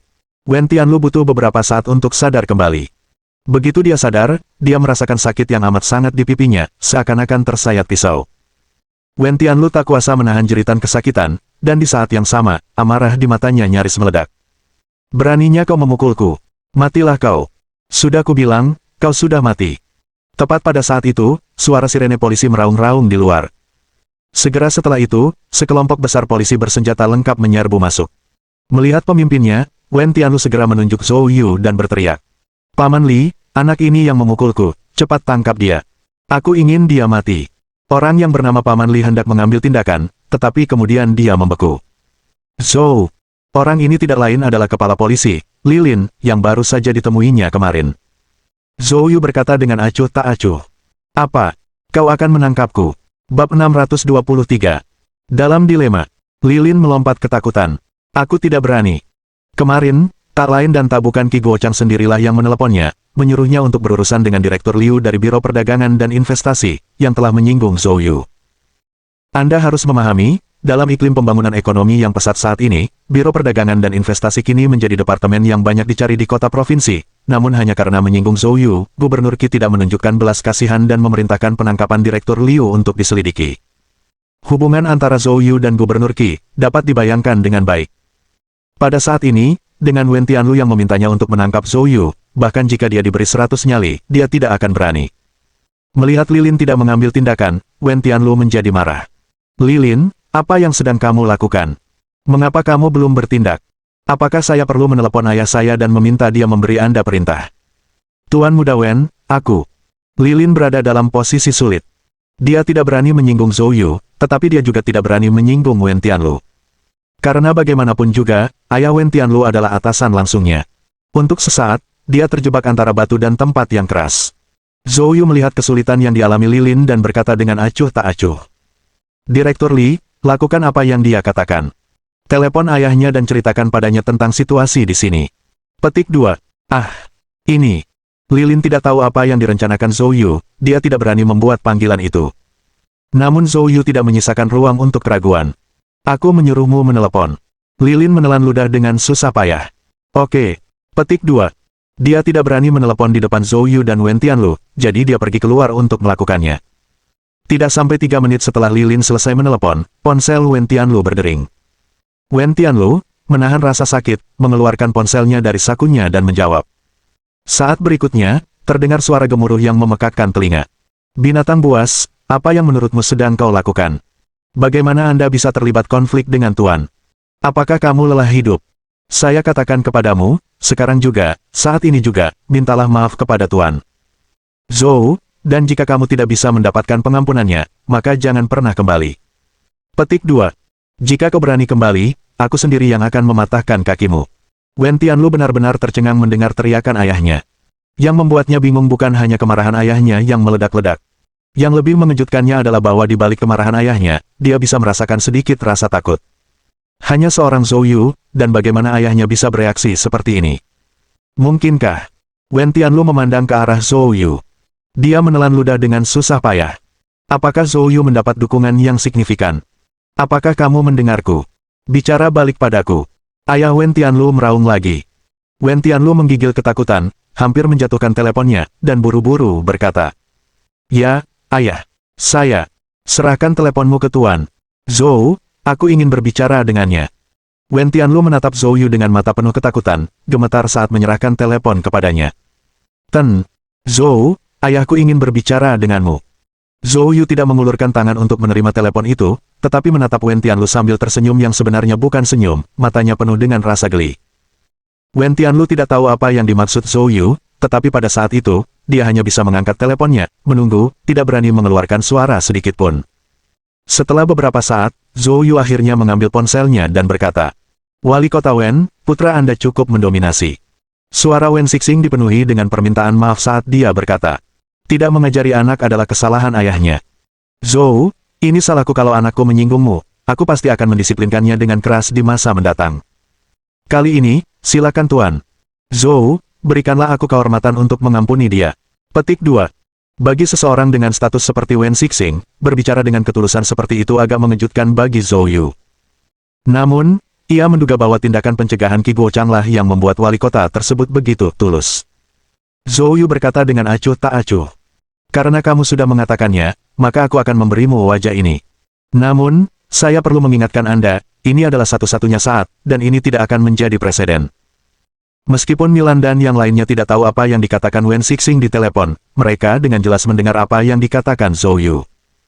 Zhou Yu benar-benar berani berbicara kepada Wen Xixing seperti ini, yang benar-benar mengejutkan Milan dan yang lainnya. Baru saat itulah Milan menyadari bahwa hubungan antara Zhou Yu dan gubernur mungkin jauh lebih dekat dari yang dibayangkannya. Wen Xixing buru-buru berkata, baiklah, terima kasih, Tuan. Zhou, atas saran Anda. Saya akan memastikan untuk mendisiplinkannya dengan ketat di masa depan. Petik 2. Zhou Yu tidak mengatakan apa-apa lagi dan langsung menutup telepon. Kemudian, dia menatap Wen Tianlu. Kamu bisa tersesat sekarang. Wen Tianlu merasa seolah-olah dia telah diberi penangguhan hukuman yang besar. Dia bergegas bangkit dan berlari keluar, tanpa menoleh ke belakang. Tertinggal, Mi Zonxing tercengang saat menatap Zhou Yu, matanya dipenuhi ketakutan. Zhou Yu mendekati Mi Zonxing dan berkata dengan dingin. Jangan khawatir, aku tidak akan membunuhmu. Kembalilah ke keluarga Mi dan beritahu mereka bahwa mulai sekarang, selama Milan tidak mau, tidak ada yang bisa memaksanya melakukan apapun. Dan untuk si pewaris keluarga He itu, suruh dia untuk berhenti mengejar Milan lebih awal, atau aku akan membuat kematiannya sangat tidak menyenangkan. Pada saat ini, meskipun Mi Zonxing dipenuhi kebencian, dia tidak berani menunjukkan tanda-tanda sedikitpun. Dia segera memberi isyarat kepada anak buahnya untuk menjemputnya dan pergi dalam keadaan menyedihkan. Mata Milan merah saat dia menatap Zhou Yu. Pada saat ini, dia tiba-tiba merasa seolah-olah berada di bawah asuhan surga. Dia selalu menyesalkan nasib yang terlalu kejam padanya. Namun kedatangan Zhou Yu membuatnya tidak lagi merasa bahwa takdir tidak adil padanya. Zhou Yu, terima kasih. Milan berkata dengan mata merah. Zhou Yu tertawa. Jangan sebutkan itu. Jika tidak ada yang lain, kami akan berangkat ke Haizu besok pagi. Petik 2. Baiklah, Milan mengangguk. Saya akan kembali dan berkemas sekarang, dan kita akan bertemu besok pagi. Zhou Yu mengangguk. Setelah Milan pergi, Zhou Yu juga bersiap untuk pulang, tetapi pada saat itu, ponselnya tiba-tiba berdering. Zhou Yu mengeluarkan ponselnya dan melihat bahwa itu adalah Zhao Feier yang menelepon. Halo, Feier, apa yang membuatmu berpikir untuk meneleponku? Zhao Feier terdengar agak kesal saat dia berkata. Kalau aku tidak meneleponmu, mungkin kau tidak akan meneleponku seumur hidupmu, kan? Bagaimana mungkin? Zhou Yu berkata dengan senyum kecut di wajahnya. Ngomong-ngomong, aku sedang dalam masalah sekarang, dan kalau kamu tidak datang membantuku, aku tidak akan pernah bicara denganmu lagi. Bab 624. Pakar pacar. Mengalami masalah. Alis Zhou Yu berkerut. Apa yang telah terjadi? Aku akan mengirimkan lokasiku, kemari dan bicara, cepatlah. Setelah itu, Zhao Feier menutup telepon. Beberapa detik kemudian, sebuah pesan teks masuk. Zhou Yu meliriknya, lokasi yang dikirim oleh Zhao Feier adalah sebuah bar di dekat area Universitas Provinsi, dan dia segera naik taksi ke sana. Setengah jam kemudian, Zhou Yu tiba di tempat itu. Itu adalah sebuah bar kecil yang bernama Green Mountain Bright Moon. Petik 1. Bar itu tidak mewah, penuh dengan nuansa seni, dan sering dikunjungi oleh pria dan wanita muda yang tampak seperti mahasiswa. Tepat saat dia sampai di pintu masuk bar, Zhou Yu melihat Zhao Feier tengah memandang gelisah di pinggir jalan. Dia mengenakan kamisol kecil, celana pendek ketat, memancarkan aura murni dan cantik ke seluruh tubuhnya. Feier, Zhou Yu memanggil. Melihat kedatangan Zhou Yu, Zhao Feier awalnya memperlihatkan kegembiraan, tetapi kemudian sengaja memasang wajah tegas. Kak, pas aku tutup teleponnya, aku langsung naik taksi ke sini, dan nunggu seperempat jam pun. Zhou Yu menjelaskan. Zhao Feier memasang ekspresi skeptis. Lebih seperti itu. Dengan itu, dia datang sambil tersenyum cekikikan dan memeluk lengan Zhou Yu tanpa ragu. Dalam sekejap, Zhou Yu merasakan kelembutan luar biasa.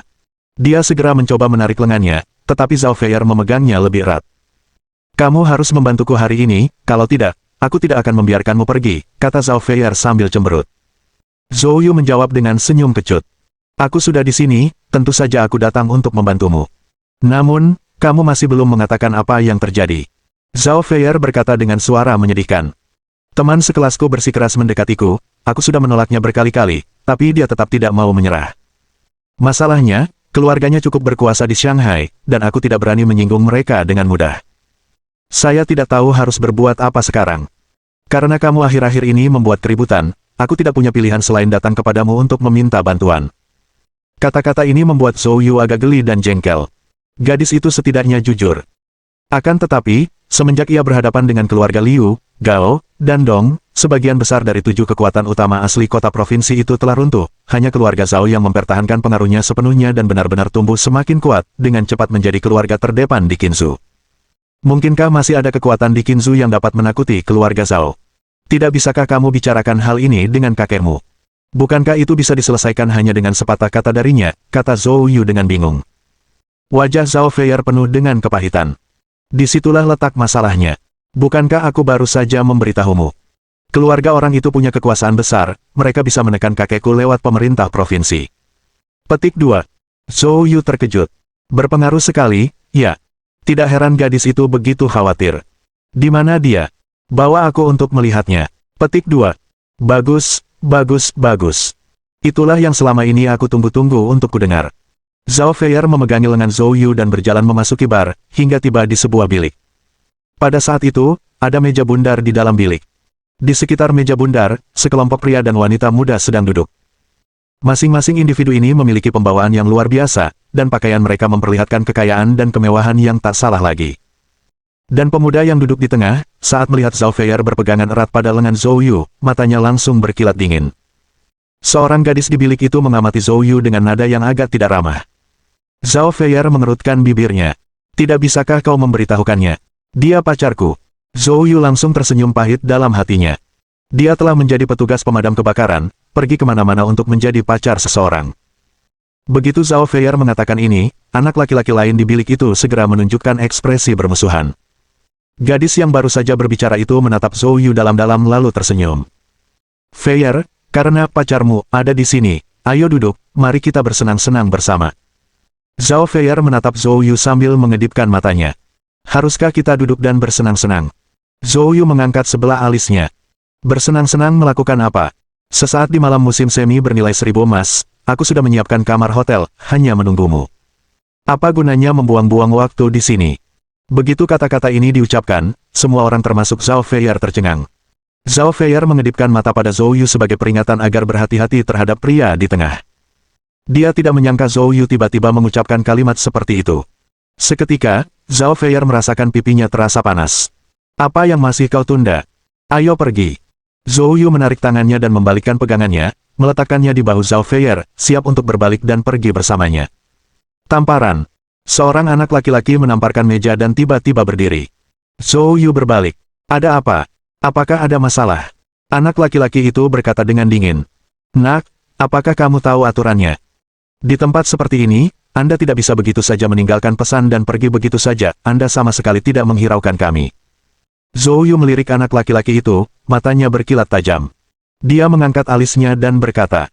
Anak laki-laki itu menjawab dengan dingin. Kang Heng. Zhou Yu mengangguk. Jadi, apa yang kamu inginkan? Kamu boleh pergi kalau kamu mau, tapi minum dulu sebotol vodka ini. Kang Heng mengambil sebotol vodka dari bawah meja dan membantingnya ke meja. Zhou Yu melihat botol vodka dan kemudian berjalan mendekat. Ekspresi Zhao Feier berubah, dan dia cepat-cepat meraih Zhou Yu. Zhou Yu tersenyum sedikit. Tidak apa-apa. Setelah berkata demikian, ia mendekati meja, mengambil botol itu, memandanginya, lalu mengendusnya dengan hidungnya. Setelah beberapa saat, dia mengangkat kepalanya sambil tersenyum, yang sebenarnya bukan senyuman. Sepertinya kamu sudah mempersiapkannya dengan hati-hati. Bagaimana kalau ini, kamu meminumnya, bagaimana kedengarannya? Kang Heng tersenyum, senyumnya tak sampai ke matanya.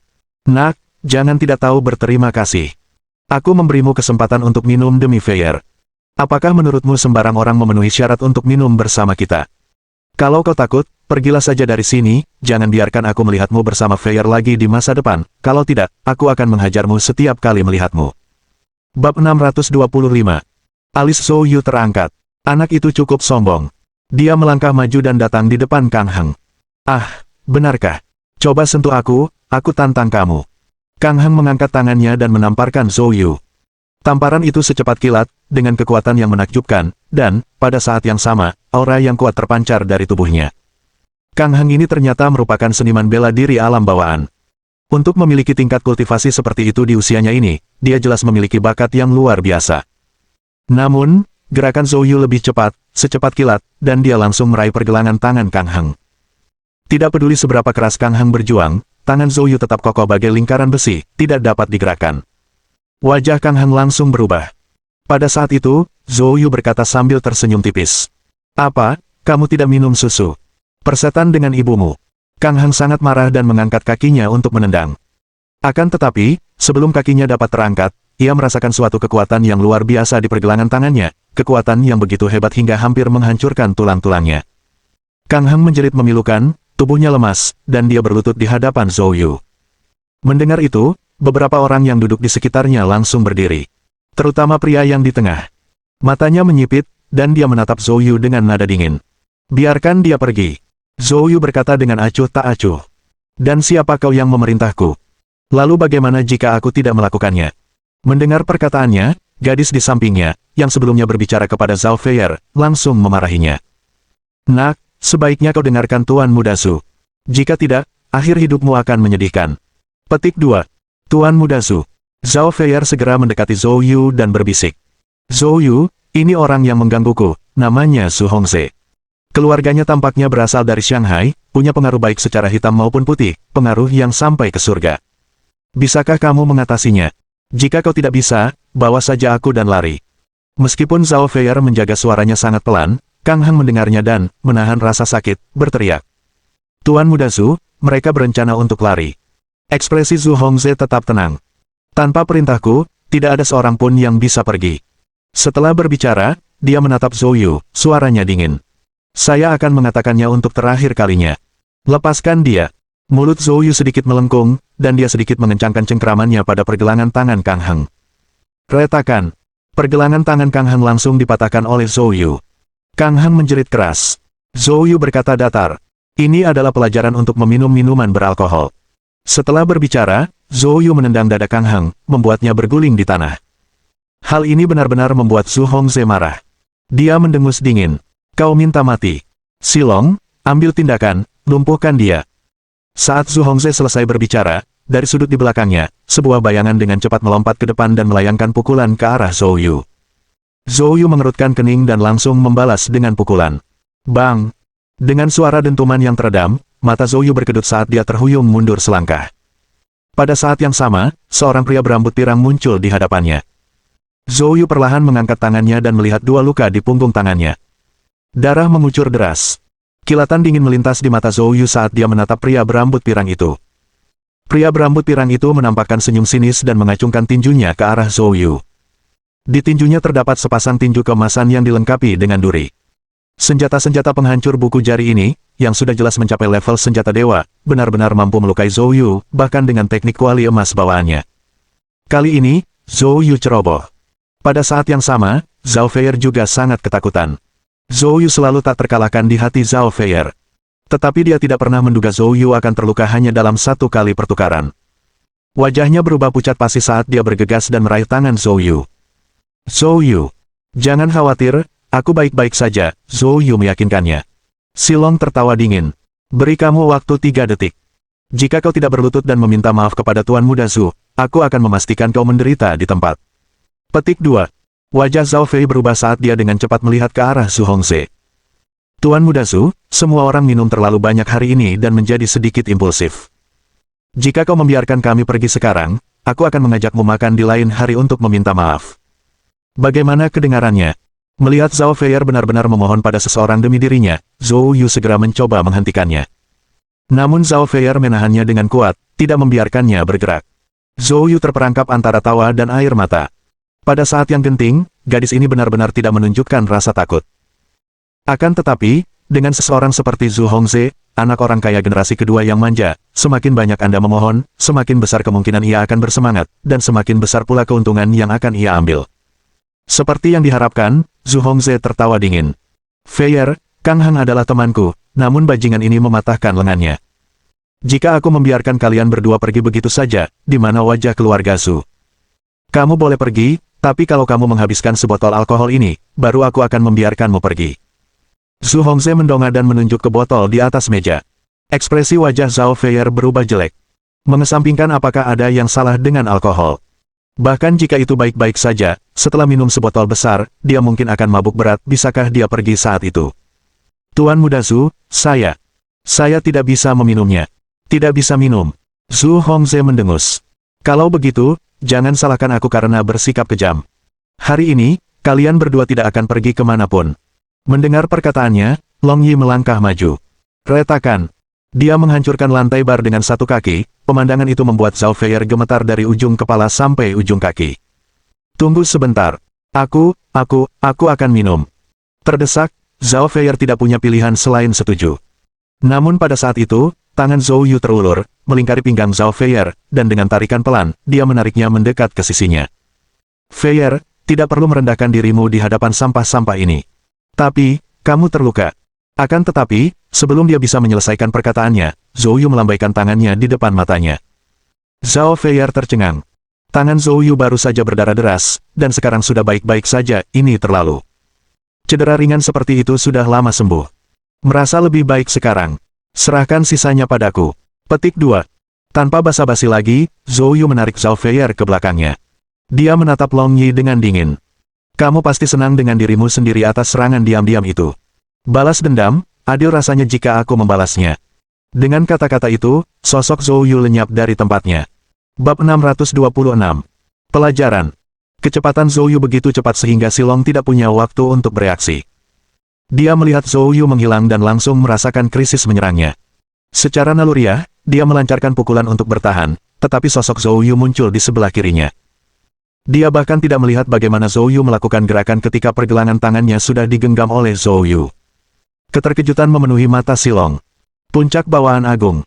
Baru pada saat inilah Silong merasakan aura luar biasa yang terpancar dari Zhou Yu. Zhou Yu tidak mau repot-repot menjawabnya. Dia mengerahkan tenaga dengan tangannya. Retakan. Tangan Silong yang dihiasi dengan cincin jari langsung dipatahkan oleh Zhou Yu. Kulit Silong berubah drastis, dan sebelum dia bisa berteriak, Zhou Yu segera mengangkatnya dan membantingnya dengan keras. Ledakan. Tubuh Silong dengan brutal menghantam meja makan di depan Zhu Hongze dan yang lainnya. Dalam sekejap, cangkir anggur, botol anggur, dan bahkan meja kayu pir yang berat hancur berkeping-keping. Silong memuntahkan darah hitam dan pingsan, menghembuskan napas lebih banyak daripada yang dapat dihirupnya. Adegan ini membuat semua orang benar-benar terkejut. Terutama Zhu Hongze. Dia tahu betul kemampuan Silong, yang juga seorang master di alam bawaan agung, dan meskipun dia belum mencapai puncak, bakatnya yang luar biasa berarti bahwa dia jarang bertemu dengan lawan di bawah alam suci. Lebih jauh lagi, dia telah menghabiskan banyak uang untuk melengkapi Silong dengan satu set sarung jari Dragon Spines. Duri naga di permukaan, ditempa dari besi meteorit emas hitam, dapat menembus ki pelindung mereka yang berada di alam suci. Dengan ini, kekuatan tempur Silong tak terkalahkan di Saint Realm. Namun tak disangka, hari ini di provinsi kecil Qinzhou, Silong dikalahkan oleh seorang pemuda hanya dengan satu jurus. Saat Zhu Hongze sedang terkejut, dia tiba-tiba merasakan tatapan dingin ke arahnya. Zhu Hongze mendongak dan melihat Zhou Yu sedang menatapnya. Selanjutnya, giliranmu. Pada saat ini, Kang Heng menahan rasa sakit yang parah, meraung dengan marah. Nak, meskipun kau punya beberapa keterampilan, kau tidak seharusnya main-main dengan Tuan Muda Zhu. Jika sesuatu terjadi pada Tuan Muda Zhu, Anda akan menghadapi konsekuensi yang tak terbayangkan. Saat itu, bukan hanya Anda saja yang akan menanggung akibatnya, tetapi juga keluarga dan teman-teman Anda. Mata Zhou Yu menyipit. Dia menepiskan tangannya. Kang Heng, yang diserang dari jarak jauh, berteriak kesakitan dan pingsan di tempat. Apa yang paling dibenci Zhou Yu adalah seseorang yang mengancam orang-orang yang dicintainya. Kang Heng telah menyentuh titik sakitnya, dan tamparan ini sudah cukup untuk memastikan dia tidak akan bangun selama sisa hidupnya. Saya benci ketika orang mengancam saya, inilah hasilnya. Zhu Hongze tidak dapat menahan diri lagi. Nak, kau punya nyali, siapapun yang menyinggung keluarga Zhu tidak akan berakhir baik. Tunggu saja, murka keluarga Zhu akan segera menimpamu. Petik 2. Zhou Yu mencibir. Apakah keluarga Zhu begitu mengesankan? Sekarang, aku ingin kau, tuan muda keluarga Zhu, berlutut dan meminta maaf kepada pacarku. Kau ingin aku berlutut? Zhu Hongze berseru dengan marah dan tidak percaya. Kamu sedang bermimpi. Zhou Yu mencibir, sepertinya kau lebih suka menghadapi konsekuensinya daripada minum roti panggang. Mata Zhou Yu menyipit, dan roh primordialnya meninggalkan tubuhnya dalam sekejap. Di udara, dia menunjuk Zhu Hongze dengan jarinya. Tiba-tiba Zhu Hongze menjerit kesakitan. Dia mencengkeram rambutnya erat-erat, seakan-akan ada ribuan serangga yang mencabik-cabik otaknya. Wajahnya berubah kesakitan, dia jatuh berlutut, menjerit dalam penderitaan yang luar biasa. Orang-orang di sekitarnya ketakutan. Ketakutan yang tak terlukiskan, memenuhi mata semua orang. Ini berlangsung kurang dari 10 detik sebelum Zhu Hongze tidak tahan lagi. Saya minta maaf. Mendengar ini, Zhou Yu membiarkannya kembali normal. Pada saat ini, Zhu Hongze tergeletak di tanah bagaikan anjing mati, rambutnya yang dulu berkilau kini hilang berkeping-keping, dan kulit kepalanya hancur dan berdarah. Amarah hampir meledak dari hati Zhu Hongze, tetapi dia tidak berani melampiaskannya. Rasa sakit luar biasa yang tampaknya datang dari jiwanya terlalu mengerikan. Dia hanya bisa melunakkan pendiriannya untuk saat ini. Dengan mengerahkan seluruh tenaganya, Zhu Hongze berjuang untuk bangkit dan berlutut di tanah. Zhao Feier, maaf. Aku tidak akan mengganggumu lagi. Zhao Feier melihat Zhu Hongze berlutut di tanah. Hatinya tergerak namun juga takut. Bagaimanapun, Zhu Hongze adalah tuan muda keluarga Zhu dari Shanghai, salah satu dari 2 kota teratas di negeri naga. Kekuatan keluarga Zhu, yang tumbuh subur di sana, terbukti dengan sendirinya.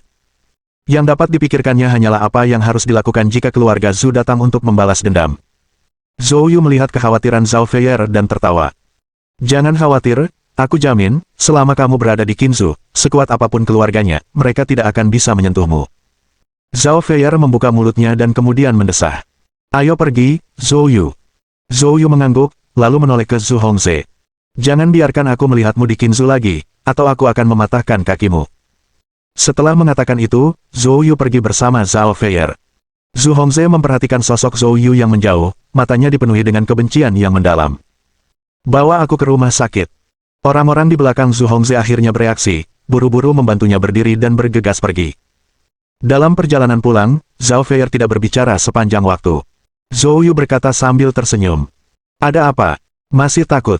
Bukankah sudah kubilang kau akan aman sama berada di Qinsu? Zhao Feier menatapnya tak berdaya dan berkata, tapi saat ini saya sedang belajar untuk mendapatkan gelar master di Shanghai. Saya hanya kembali beberapa hari karena sedang liburan, dan saya harus kembali ke sekolah dalam beberapa hari. Dia bersekolah di sekolah yang sama denganku. Benarkah begitu? Zhou Yu terkejut, karena lupa akan fakta ini. Ini memang merepotkan. Seorang keturunan seperti Zhu Hongze, yang telah menderita penghinaan seperti ini hari ini, pasti akan membalas dendam sekembalinya dia. Tampaknya penyelesaian menyeluruh diperlukan. Pada saat itu, Zhao Feier tiba-tiba menatap Zhou Yu sambil memiringkan kepalanya. Bagaimana kalau begini, aku akan menerima kekalahan dan memberimu kesempatan karena sangat enggan, kamu datang dan lindungi aku dengan erat. Nanti, kamu ikut aku ke Shanghai. Bab 627. Jangan pernah lepaskan. Zhou Yu terdiam. Kamu masih tidak mau. Zhou Yu berkata dengan senyum pahit. Tapi, aku harus pergi ke Haizu besok untuk mengurus beberapa urusan. Saya perkirakan saya akan tinggal di sana untuk sementara waktu, saya tidak punya waktu untuk pergi ke Hucheng. Petik 2.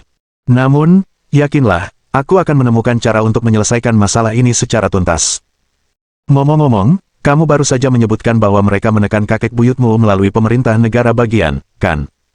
Kalau begitu, keluarga Zhao pasti sudah tahu tentang keluarga Zhu. Ya, bagaimana? Tanya Zhao Feier. Setelah kau kembali, sampaikan pesan pada Patua Zhao, dan minta dia membantuku mengumpulkan beberapa informasi tentang keluarga Zhu. Segera beritahu saya jika ada berita. Zhao Feier menatap Zhou Yu. Jika kamu tidak mau, lupakan saja, aku punya pilihan lain. Setelah mengatakan itu, Zhao Feier berbalik dan pergi dengan marah. Keesokan paginya, setelah Milan mengemasi barang-barangnya, dia menelepon Zhou Yu untuk mengatur waktu dan pergi menjemputnya.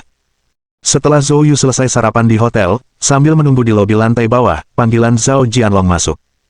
Zhou Yu, Feier kembali kemarin dan menceritakan kejadian di bar kepadaku. Keluarga Sudari Hucheng memang bukan kekuatan biasa, bisakah kau menangani mereka? Zhao Jianlong terdengar agak khawatir. Zhou Yu tertawa. Zhao tua, jangan khawatir. Baiklah kalau begitu. Saya menyuruh seseorang mencari catatan keluarga Zhu semalaman. Namun kekuatan keluarga Zhu sangat besar, dan kekuatan internal dan eksternalnya kompleks. Tidak mudah untuk mengklarifikasi semuanya sekaligus. Saya meminta mereka untuk memulai dengan mencari tahu aktivitas terkini keluarga Zhu, dan saya akan segera mengirimkan informasi itu kepada Anda. Petik 2. Zhou Yu, berjanjilah padaku, jaga dirimu baik-baik dan jangan ambil risiko. Sekalipun kita mengalami kemunduran sekarang, selama kamu aman dan sehat, aku yakin kamu di masa depan pasti akan membuat keluarga Zhu gemetar. Petik 2. Zhao Jianlong sangat percaya pada Zhou Yu. Zhou Yu tertawa. Zhao tua, jangan terlalu memujiku, atau aku mungkin akan mulai melayang. Setelah mengobrol dengan Zhao Jianlong selama beberapa menit, Zhou Yu menutup telepon, dan segera setelah itu, dia menerima informasi yang dikirim oleh Zhao Jianlong. Informasi tersebut menunjukkan bahwa keluarga Zhu baru-baru ini sering mengirim orang ke Haizu, termasuk tuan muda keluarga Zhu, Zhu Hongze, yang juga berencana pergi ke Haizu kali ini. Tujuan mereka adalah mendirikan agen di Haizu. Dan target mereka adalah keluarga He di Haizu. Keluarga He. Zhou Yu tampak berpikir. Ini memang suatu kebetulan. Jika dia ingat dengan benar, sesepuh alam suci yang pernah dibantainya sebelumnya berasal dari keluarga He di Haizu. Meskipun dia tidak tahu mengapa keluarga He tidak menanggapi, yang pasti dia telah memalsukan permusuhan yang mendalam dengan keluarga He di Haizu. Zhou Yu terus meneliti informasi tersebut. Konten menjelang akhir terkait dengan berbagai operasi bisnis dan interaksi sosial keluarga Zhu di Haizu. Seperti yang dikatakan Zhao tua, isinya luas dan kompleks, dan sulit untuk memahami semuanya dalam sekejap. Namun, informasi ini sebagian besar adalah tentang kepindahan terkini keluarga Zhu di Haizu, yang sangat tepat waktu karena Zhou Yu akan pergi ke Haizu dan dapat memanfaatkannya. Setelah melihat sekilas, Zhou Yu kurang lebih memahami situasinya. Tepat pada saat itu, Milan, yang mengendarai sedan domestik putih, berhenti di pintu masuk hotel. Hari ini, Milan mengenakan kaos putih sederhana dan celana jeans ketat. Meski pakaiannya sederhana, namun menonjolkan bentuk tubuh langsingnya dengan sempurna, memberikan kesan sangat nyaman. Zhou Yu tak dapat menahan diri untuk melirik beberapa kali. Milan jelas menyadari tatapan Zhou Yu dan wajahnya sedikit memerah, tetapi dia pura-pura tidak melihat. Zhou Yu, haruskah kita berangkat? Setelah masuk ke dalam mobil, Milan melaju ke jalan raya, langsung menuju Haizu. Dalam perjalanan, Zhou Yu bertanya dengan rasa ingin tahu. Tentang kematian orang tuamu, apakah kamu menemukan petunjuk? Milan terdiam sejenak, lalu berkata, sebelum orang tuaku mengalami kecelakaan itu, mereka telah mengirimku pergi. Ketika saya melihat mereka lagi, mereka sudah. Saya telah menyelidiki kasus mereka selama bertahun-tahun. Meskipun saya sudah mengumpulkan beberapa petunjuk, itu masih jauh dari cukup. Petik 2. Setelah kembali kali ini, aku berpikir untuk memeriksa tubuh mereka untuk mencari petunjuk. Mendengar ini, mata Zhou Yu berkedip. Dia menatap Milan. Milan terus memusatkan pandangannya ke jalan di depannya, sehelai rambutnya menjuntai di dekat telinganya, membuatnya tampak agak lelah. Dia tidak dapat membayangkan bagaimana rasanya memeriksa jenazah orang tua secara langsung. Tetapi tidak diragukan lagi, itu adalah hal yang sangat kejam bagi Milan sendiri. Zhou Yu tidak tahu harus berkata apa. Jadi dia memilih untuk tetap diam. Sementara itu, di jalan raya yang sama, sebuah Benz juga sedang dalam perjalanan menuju Haizu. Di dalam mobil duduk Zhu Hongzhe, Kang Heng, Silong, dan lainnya. Zhu Hongzhe dan Kang Heng keduanya diperban dengan kuat, dan Silong belum sadarkan diri hingga saat itu. Wajah Kang Heng pucat, matanya dipenuhi kebencian yang berbisa. Tuan Muda Zhu, apakah kita akan meninggalkan Qinzu begitu saja? Ini terlalu menyesakkan. Saya tidak bisa menerimanya. Ekspresi wajah Zhu Hongzhe gelap, matanya dipenuhi niat membunuh. Biarkan dia pergi. Saya sudah mengirim seseorang untuk mengumpulkan informasi anak itu. Saat ini, keluarga kami memiliki lebih banyak hal penting yang harus diurus di Haizu. Setelah aku menyelesaikan masalah itu, aku akan melakukan perjalanan lagi ke Qinzu. Petik 2. Pada saat itu, aku akan membuat anak itu memohon belas kasihan, namun tidak dapat hidup atau mati. Di Hucheng, Zhu Hongzhe adalah seseorang yang penting. Dia tidak pernah mengalami kehilangan sebesar itu sejak kecil hingga sekarang. Kali ini, apapun yang terjadi, dia tidak akan membiarkannya begitu saja. Bab 628. Batu nisan yang hancur. Pada pukul 5 sore, Zhou Yu dan Milan akhirnya tiba di kota provinsi Haizu. Ini adalah pertama kalinya Zhou Yu melangkah keluar batas Qinzu. Mungkin karena Haizu berada di tepi laut, udara di sini jauh lebih segar daripada di Qinzu. Sepanjang perjalanan ke sana, meskipun Milan tidak menunjukkan perasaannya, Zhou Yu dapat merasakan bahwa dia sangat berduka. Untuk mencairkan suasana, Zhou Yu bercanda setengah hati. Tidak heran kulitmu begitu bagus, udara di sini benar-benar menyehatkan tubuh. Milan memaksakan senyum. Cukup bagus, tapi saya lebih suka iklim kering di Qinzu. Setelah mengatakan ini, Milan terdiam lagi. Merasa tidak berdaya, Zhou Yu hanya bisa bertanya. Milan, kemana kita pergi selanjutnya? Milan menjawab, apakah kamu lapar? Jika kamu lapar, ayo makan dulu. Kita akan pergi melihat makam orang tuaku. Petik 2. Zhou Yu menggelengkan kepalanya dan berkata, saya tidak lapar, karena kita sudah di sini, mari kita urus urusan kita dulu. Milan tidak mengatakan apa-apa lagi. Mereka berdua langsung berkendara ke makam orang tua Milan. Itu adalah pemakaman besar yang terletak di pinggiran kota provinsi Haizu, meliputi area yang luas. Menatap ke kejauhan, terlihat kuburan-kuburan yang berdempetan, jumlahnya lebih dari 1000. Mereka melewati beberapa makam, akhirnya sampai di makam orang tua Milan. Namun, apa yang mereka lihat membuat Milan terdiam. Makam itu sudah bobrok, batu nisannya patah menjadi 2 dan tergeletak di satu sisi, dengan kekacauan di belakangnya. Sangat kontras dengan makam-makam lain di sekitarnya. Milan gemetar, matanya langsung berkaca-kaca. Dia berlutut di tanah, berjuang untuk mengangkat batu nisan itu, tetapi masing-masing bagiannya beratnya lebih dari 100 pon, dan tubuh Milan yang lemah tidak mampu menopangnya. Zhou Yu buru-buru membantunya mengangkat batu nisan. Milan memeluk batu nisan itu sambil menangis terseduh-seduh. Zhou Yu tidak tahu bagaimana menghiburnya, jadi dia hanya berdiri di belakangnya dan menepuk bahunya dengan lembut. Bela sungkawa. Milan menangis sejenak sebelum menyeka air matanya. Dia pindah ke bagian belakang batu nisan, mengambil sekop yang dibawanya, dan bersiap untuk mulai menggali kuburan. Namun Zhou Yu melangkah maju dan menghentikannya.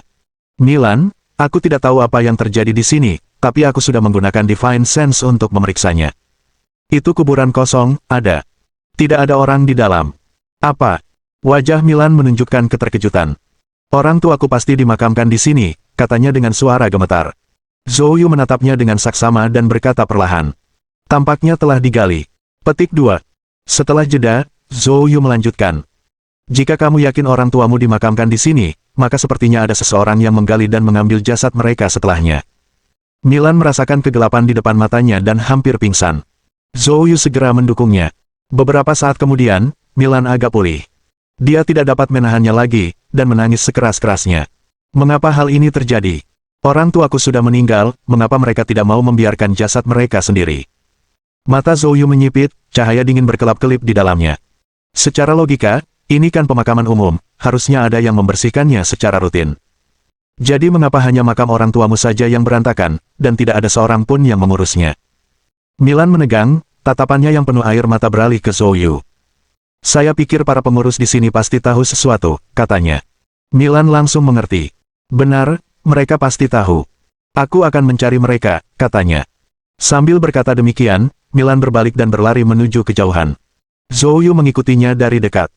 Tak lama kemudian, mereka tiba di sebuah bangunan 2 lantai di sebelah pemakaman, pusat pengelolaan pemakaman Gunung Lu.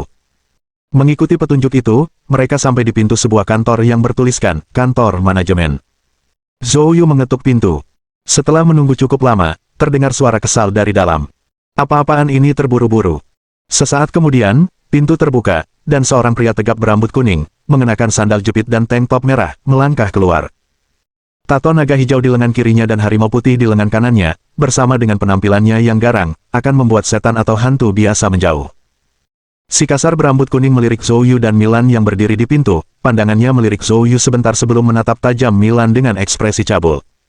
Gadis itu cukup cantik. Apa yang kamu butuhkan, sayang? Mata Zhou Yu menyipit, siap bertindak. Namun Milan segera melangkah di depannya dan bertanya kepada orang kasar itu, maaf, saya ingin tahu mengapa batu nisan orang tua saya dihancurkan, dan mengapa tidak ada seorang pun di sini yang mengurusnya. Mendengar ini, lelaki berambut kuning itu terdiam sesaat. Batu nisan orang tuamu. Milan memberikan nomor batu nisan. Mendengar itu, si kejam itu tertawa gembira seakan-akan dia baru saja memenangi lotre. Hahaha, jadi aku akan mendapat skor, serunya. Tidak menyangka kau akan datang langsung kepadaku.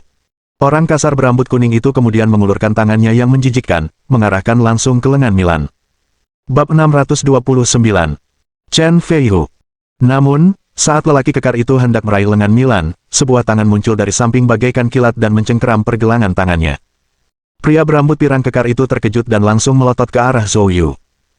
Dasar jalan kecil, apa kau mau mati? Serunya sambil mencoba melepaskan tangan Zhou Yu. Akan tetapi, cengkeraman Zhou Yu tidak kenal ampun, sekuat lingkaran besi. Ekspresi terkejut tampak di wajah lelaki kekar itu.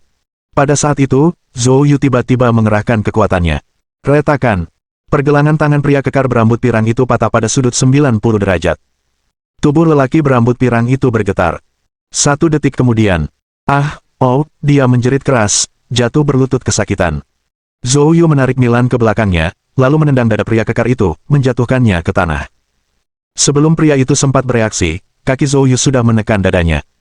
Sekarang, saya bertanya dan Anda menjawab. Jika kau berani berbohong sedikit saja, aku akan mematahkan lenganmu yang satu lagi. Petik 2. Tidak. Aku akan bicara. Pada saat ini, lelaki berambut pirang kekar itu menyadari bahwa pemuda ini adalah seorang seniman bela diri. Beranikah dia melawan?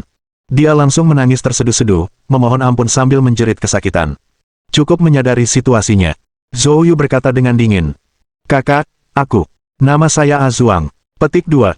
Saya diperintahkan untuk menunggu di sini sampai dia muncul. Bos kami berkata jika kami menangkapnya, dia akan memberi saya hadiah 20.000 yuan. Saya hanya seorang pesuruh rendahan, tanpa status atau kekuasaan. Apapun kata bos, saya lakukan. Saya tidak punya pilihan lain, saya melakukan ini untuk menafkahi keluarga saya. Petik 2. Kakak laki-laki. Tanpa menunggu Zhou Yu mendesak lebih jauh, pria berambut pirang dan kekar itu telah mengakui segalanya. Kemudian, dia menatap Zhou Yu, matanya penuh permohonan. Zhou Yu menyipitkan matanya. Bos kami adalah Chen Feihu.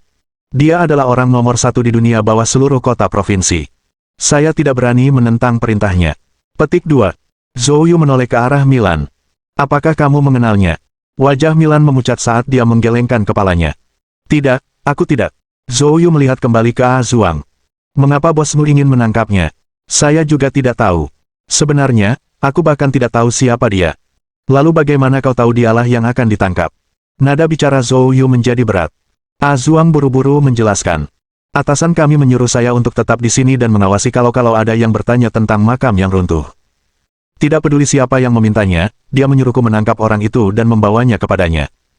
Petik 2. Lalu saya akan mendapatkan uang hadiahnya. Aku hanya tahu sebatas ini. Kakak, tolong ampuni aku. Wajah Azuang tampak kesakitan, matanya memohon. Sentuhan ilahi, Zhou Yu dengan jelas merasakan bahwa pria berambut pirang itu tidak berbohong. Dia memang hanya seorang antek yang menuruti perintah.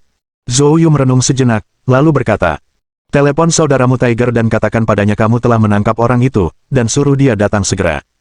Ya. Namun, kakak setelah aku menelepon, bisakah kau membiarkanku pergi? Kalau tidak, kalau Tiger Bro tahu aku mengkhianatinya, aku sudah mati saja. Petik 2. Mata Zhou Yu menyipit. Getaran hebat menjalar ke seluruh tubuh Azuang karena ketakutan. Saya akan menelepon sekarang. Sambil menahan rasa sakit, dia mengeluarkan ponselnya dan menghubungi nomor Chen Feihu. Tak lama kemudian, panggilan tersambung. "Saudara Hu, aku telah menangkap orang yang datang mengintip di sekitar kuburan itu. Dia seorang wanita, dan dia ada di sini bersamaku sekarang." Petik 2. Suara terkejut terdengar dari ujung telepon yang lain. "Apakah kamu yakin dia yang menanyakan tentang kuburan yang rusak itu?" "Benar, kakak, tidak ada kesalahan." Bagus sekali. Kendalikan dia, aku akan segera ke sana." Setelah menutup telepon, Azuang menatap Zhou Yu dengan mata penuh semangat. Kakak Hu, dia akan ada di sini." Zhou Yu berkata dengan acuh tak acuh. "Kamu bisa bangun sekarang." Sambil meringis kesakitan, Azuang berusaha berdiri dan sambil memegangi lengannya, berjongkok di sudut tembok, tidak berani bergerak sedikitpun. Zhou Yu mengalihkan pandangannya ke Milan. Begitu Chen Feihu tiba, semuanya akan menjadi jelas. Petik 2. Milan mengangguk tanpa suara. Mereka berdua duduk di kantor Azuang selama sekitar setengah jam. Dua mobil Land Rover melaju kencang dan berhenti di luar gedung, diikuti dengan cepat oleh 6 atau 7 pria kekar yang menerobos masuk. Indra ketuhanan Zhou Yu segera menyelimuti para pendatang baru ini. Di antara 6 atau 7 pria itu, pemimpinnya adalah seorang pria parubaya. Dia memiliki rambut abu-abu, rantai emas tebal melingkari lehernya, 2 garis bekas luka di wajahnya, dan meskipun dia mengenakan setelan jas, dia memancarkan aura ganas ke seluruh tubuhnya. Pria ini adalah Chen Feihu. Begitu Chen Feihu memasuki kantor, dia melihat Azuang berjongkok di sudut, wajahnya penuh ketakutan. Dia mengerutkan kening dan melirik Zhou Yu dan Milan. "Azuang, apa yang terjadi di sini?" Chen Feihu bertanya dengan dingin. Azuang melirik Zhou Yu, terlalu takut untuk berbicara. Melihat ini, mata dingin Chen Feihu beralih ke Zhou Yu. "Apakah kamu yang memutar pergelangan tangan Azuang?" Zhou Yu mengangguk. "Bajingan, kau meminta itu." Beberapa orang di belakang Chen Feihu mengumpat dengan marah dan hendak bergerak. Namun Chen Feihu, yang dapat tetap tenang, menahan anak buahnya dengan gerakan tangan, matanya tertuju pada Zhou Yu, mengamatinya. Karena hidup di ambang bahaya selama bertahun-tahun, instingnya sangat tajam. Intuisinya mengatakan bahwa pemuda ini, meski masih muda, memiliki aura bahaya yang samar namun jelas. "Siapa kamu?" Chen Feihu bertanya dengan hati-hati. Zhou Yu tidak menjawab tapi berkata dengan tenang. "Selanjutnya, saya punya pertanyaan untuk Anda. Saya bertanya, Anda menjawab, dan tidak mencoba berbohong. Konsekuensi dari berbohong sangatlah berat." Mendengar perkataan ini, orang-orang di belakang Chen Feihu tidak dapat menahan diri lagi. "Persetan dengan ibumu, nak, kau pikir kau siapa, bicara seperti itu pada saudara Hu? Kau ingin mati, bukan?" Dengan itu, dua pria kekar menyerang Zhou Yu. Kali ini, Chen Feihu tidak menghentikan mereka. Matanya berkilat dingin, dia menatap Zhou Yu. Ia ingin melihat seperti apa keterampilan pemuda ini hingga berani bertindak begitu arogan. Bab 630 pilih sendiri. Melihat dua pria kekar menyerangnya, tatapan mata Zhou Yu tetap tenang, dan dengan santai menepis tangannya. Memukul. Meski berjarak beberapa meter, kedua lelaki itu seperti disambar cambuk tak kasat mata, keduanya terpental mundur secara bersamaan dan jatuh menghantam tanah dengan keras, pingsan. Pupil mata Chen Feihu tiba-tiba mengecil, tetapi segera kembali normal. Setelah pulih, ekspresinya menjadi kurang waspada dibandingkan sebelumnya. "Jadi, kamu seorang seniman bela diri. Tidak heran kamu begitu sombong." Dia tertawa dingin, sikapnya yang sebelumnya muram berubah menampakkan keganasan. "Nak, jangan berpikir bahwa hanya karena kamu punya sedikit keterampilan, kamu bisa pamer di hadapanku. Berlututlah segera, atau aku akan memastikan kau mati tanpa tempat untuk dikuburkan." Zhou Yu menatap Chen Feihu dengan senyum yang sebenarnya bukan senyum. Dia mengangkat tangannya dan mengirim tamparan lain. Memukul. Chen Feihu, yang sama sekali tidak terjaga, juga terpental. Tubuhnya yang besar langsung menjatuhkan beberapa bawahannya di belakangnya, yang menimbulkan hiruk-pikuk keluhan. Chen Feiyu sendiri memuntahkan darah dari mulutnya. Dia melolong dan meraung dengan marah. Huang Lao, bertindak cepat, lumpuhkan anak ini. Belum sempat kata-kata Chen Feiyu terucap, pintu Land Rover di luar tiba-tiba terbuka, dan seorang tua berusia 50 tahunan turun dari kendaraan itu. Zhou Yu tidak menunjukkan rasa terkejut atas kedatangan tetua ini. Dia telah memperhatikan orang ini bersembunyi di kendaraan ketika Chen Feiyu dan kelompoknya tiba. Huang Lao mendekati Chen Feiyu dan menatap Zhou Yu dengan acuh tak acuh. Nak, maukah kau berlutut dan menerima kematianmu sendiri, atau orang tua ini akan bertindak? Zhou Yu menjawab dengan senyum tipis. Seseorang yang hanya berada di alam seniman bela diri bawaan saja sudah begitu sombong, apa kau tidak takut kalau bicara besar akan membuat lidahmu terpelintir? Wajah Huang Lao menjadi gelap. Bocah, kau sedang mencari kematian. Setelah berkata demikian, dia menyerang Zhou Yu dengan ganas. Teknik pergerakannya sangat cerdik, bagaikan ular yang melata ke kiri dan ke kanan, dengan bayangan yang menyertai setiap gerakannya. Dia memang punya beberapa kemampuan. Zhou Yu tetap tidak bergerak, seolah-olah dia telah terpesona, dan bahkan ketika Huang Lao muncul di sampingnya, dia tampak tidak menyadarinya. Di mata Huang Lao, Zhou Yu benar-benar seperti orang bodoh. Melihat Zhou Yu dalam jangkauan lengannya, namun tidak bereaksi, mulut Huang Lao melengkung dengan senyum dingin dan sinis, lalu dia dengan ganas mencakar kepala Zhou Yu. Namun, saat cakarnya hendak menyentuh pelipis Zhou Yu, tiba-tiba, muncullah hantu kuali berwarna merah darah. Dor! Cakarnya dengan keras menghantam hantu itu. Dalam sekejap, kekuatan hantaman yang mengerikan terkirim. Huang Lao menjerit kesakitan. Jari-jarinya hancur karena getaran itu, dan kekuatan yang mengerikan itu mengalir ke dalam tubuhnya. Sosoknya terhempas tak terkendali. Berdebar. Tubuh Huang Lao terbanting keras ke mobil di luar pintu, seluruh tubuhnya terbenam ke dalamnya, sementara darah muncrat dari mulutnya. Pada saat itu, mata Huang Lao dipenuhi dengan keterkejutan. Zhou Yu menatap Huang Lao dengan dingin. Dengan tingkat kompetensi yang kamu miliki, siapa yang memberimu keberanian untuk bersikap begitu sombong?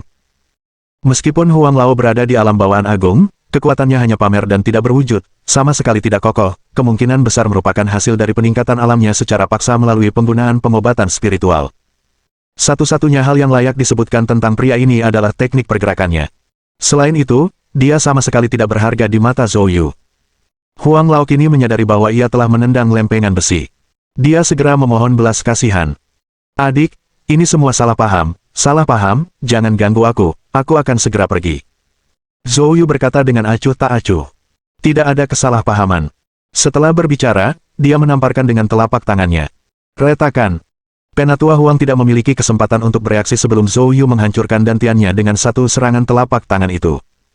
Dalam keputusasaan, Tetua Huang menjerit sedih lalu jatuh pingsan. Setelah melakukan semua ini, Zhou Yu tidak peduli lagi pada Tetua Huang, tetapi mengalihkan pandangannya kepada Chen Feiyu. Pada saat ini, Chen Feiyu sudah ketakutan setengah mati. Penatua Huang adalah seorang ahli bela diri yang disewanya dengan bayaran sejumlah besar uang. Lagi pula, dia biasanya tidak mudah menghubunginya karena lelaki itu sangat serakah. Selain biaya bulanan, dia meminta pembayaran ekstra setiap kali dia bergerak. Namun kekuatannya selalu memberikan Chen Feiyu rasa aman yang besar. Namun dia tidak pernah menyangka seorang guru besar akan lumpuh hanya karena satu gerakan Zhou Yu. Pada saat ini, bos bawah tanah Haizu yang dulunya berkuasa dipenuhi rasa takut. Siapa sebenarnya kamu? Zhou Yu berkata dengan acuh tak acuh. Apakah kau menganggap kata-kataku tadi hanya angin lalu di telingamu? Chen Feiyu bergidik dan segera teringat apa yang baru saja dikatakan Zhou Yu. Dia berbicara dengan tergesa-gesa. Silakan, tanyakan apa saja padaku, aku tidak akan melewatkan detailnya. Mengapa kamu menyuruh orang menjaga batu nisan orang tua Milan? Siapa yang memecahkan batu nisan mereka? Chen Feiyu buru-buru berkata, Itu Mi Zongqiang. Dia memerintahkan saya untuk melakukannya. Keluarga Mi sangat kuat, mereka memberiku sejumlah besar uang untuk melakukannya. Aku tidak berani menyinggung keluarga Mi. Sosok Milan bergetar hebat, dan wajahnya menampakkan kemarahan yang amat sangat. Kenapa dia melakukan hal seperti itu? Bagi seseorang dengan sifat lembut seperti Milan yang bisa meledak dalam amarah seperti itu, jelas terlihat betapa tercelanya tindakan keluarga Mi. Cahaya dingin juga tampak di mata Zhou Yu. Dia menatap Chen Feiyu. Bawa kami ke Mi Zongqiang. Tubuh Chen Feiyu gemetar. Aku tidak berani. Petik 2. Mata Zhou Yu menyipit. Chen Feiyu hampir menangis. Kakak, Mi Zongqiang kejam dan tak kenal ampun. Begitu dia tahu aku bekerja pada Nona Mi, dia pasti tidak akan membiarkanku pergi. Alis Zhou Yu terangkat. Bagaimana kamu tahu nama belakangnya adalah Mi? Dengan wajah memohon, Chen Feihu berkata, Tuan, sebenarnya, aku baru menyadarinya sekarang. Aku sudah lama mendengar bahwa ada putri lain dari kepala keluarga Mi sebelumnya. Mi Zongqiang selalu waspada terhadapnya, mencoba segala cara untuk mengendalikannya. Jadi, aku menduga dia pasti putri dari kepala keluarga Mi sebelumnya. Petik 2.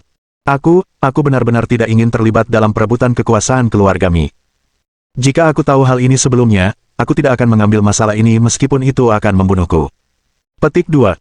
Benar saja, dia adalah seseorang yang dapat menduduki posisi teratas di dunia bawah.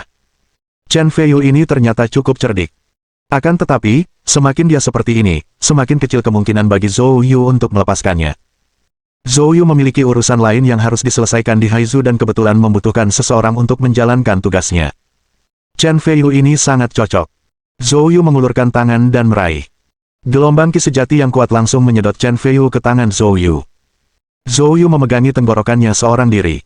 Melepaskanmu adalah hal yang tak mungkin. Sekarang, Anda hanya punya dua pilihan.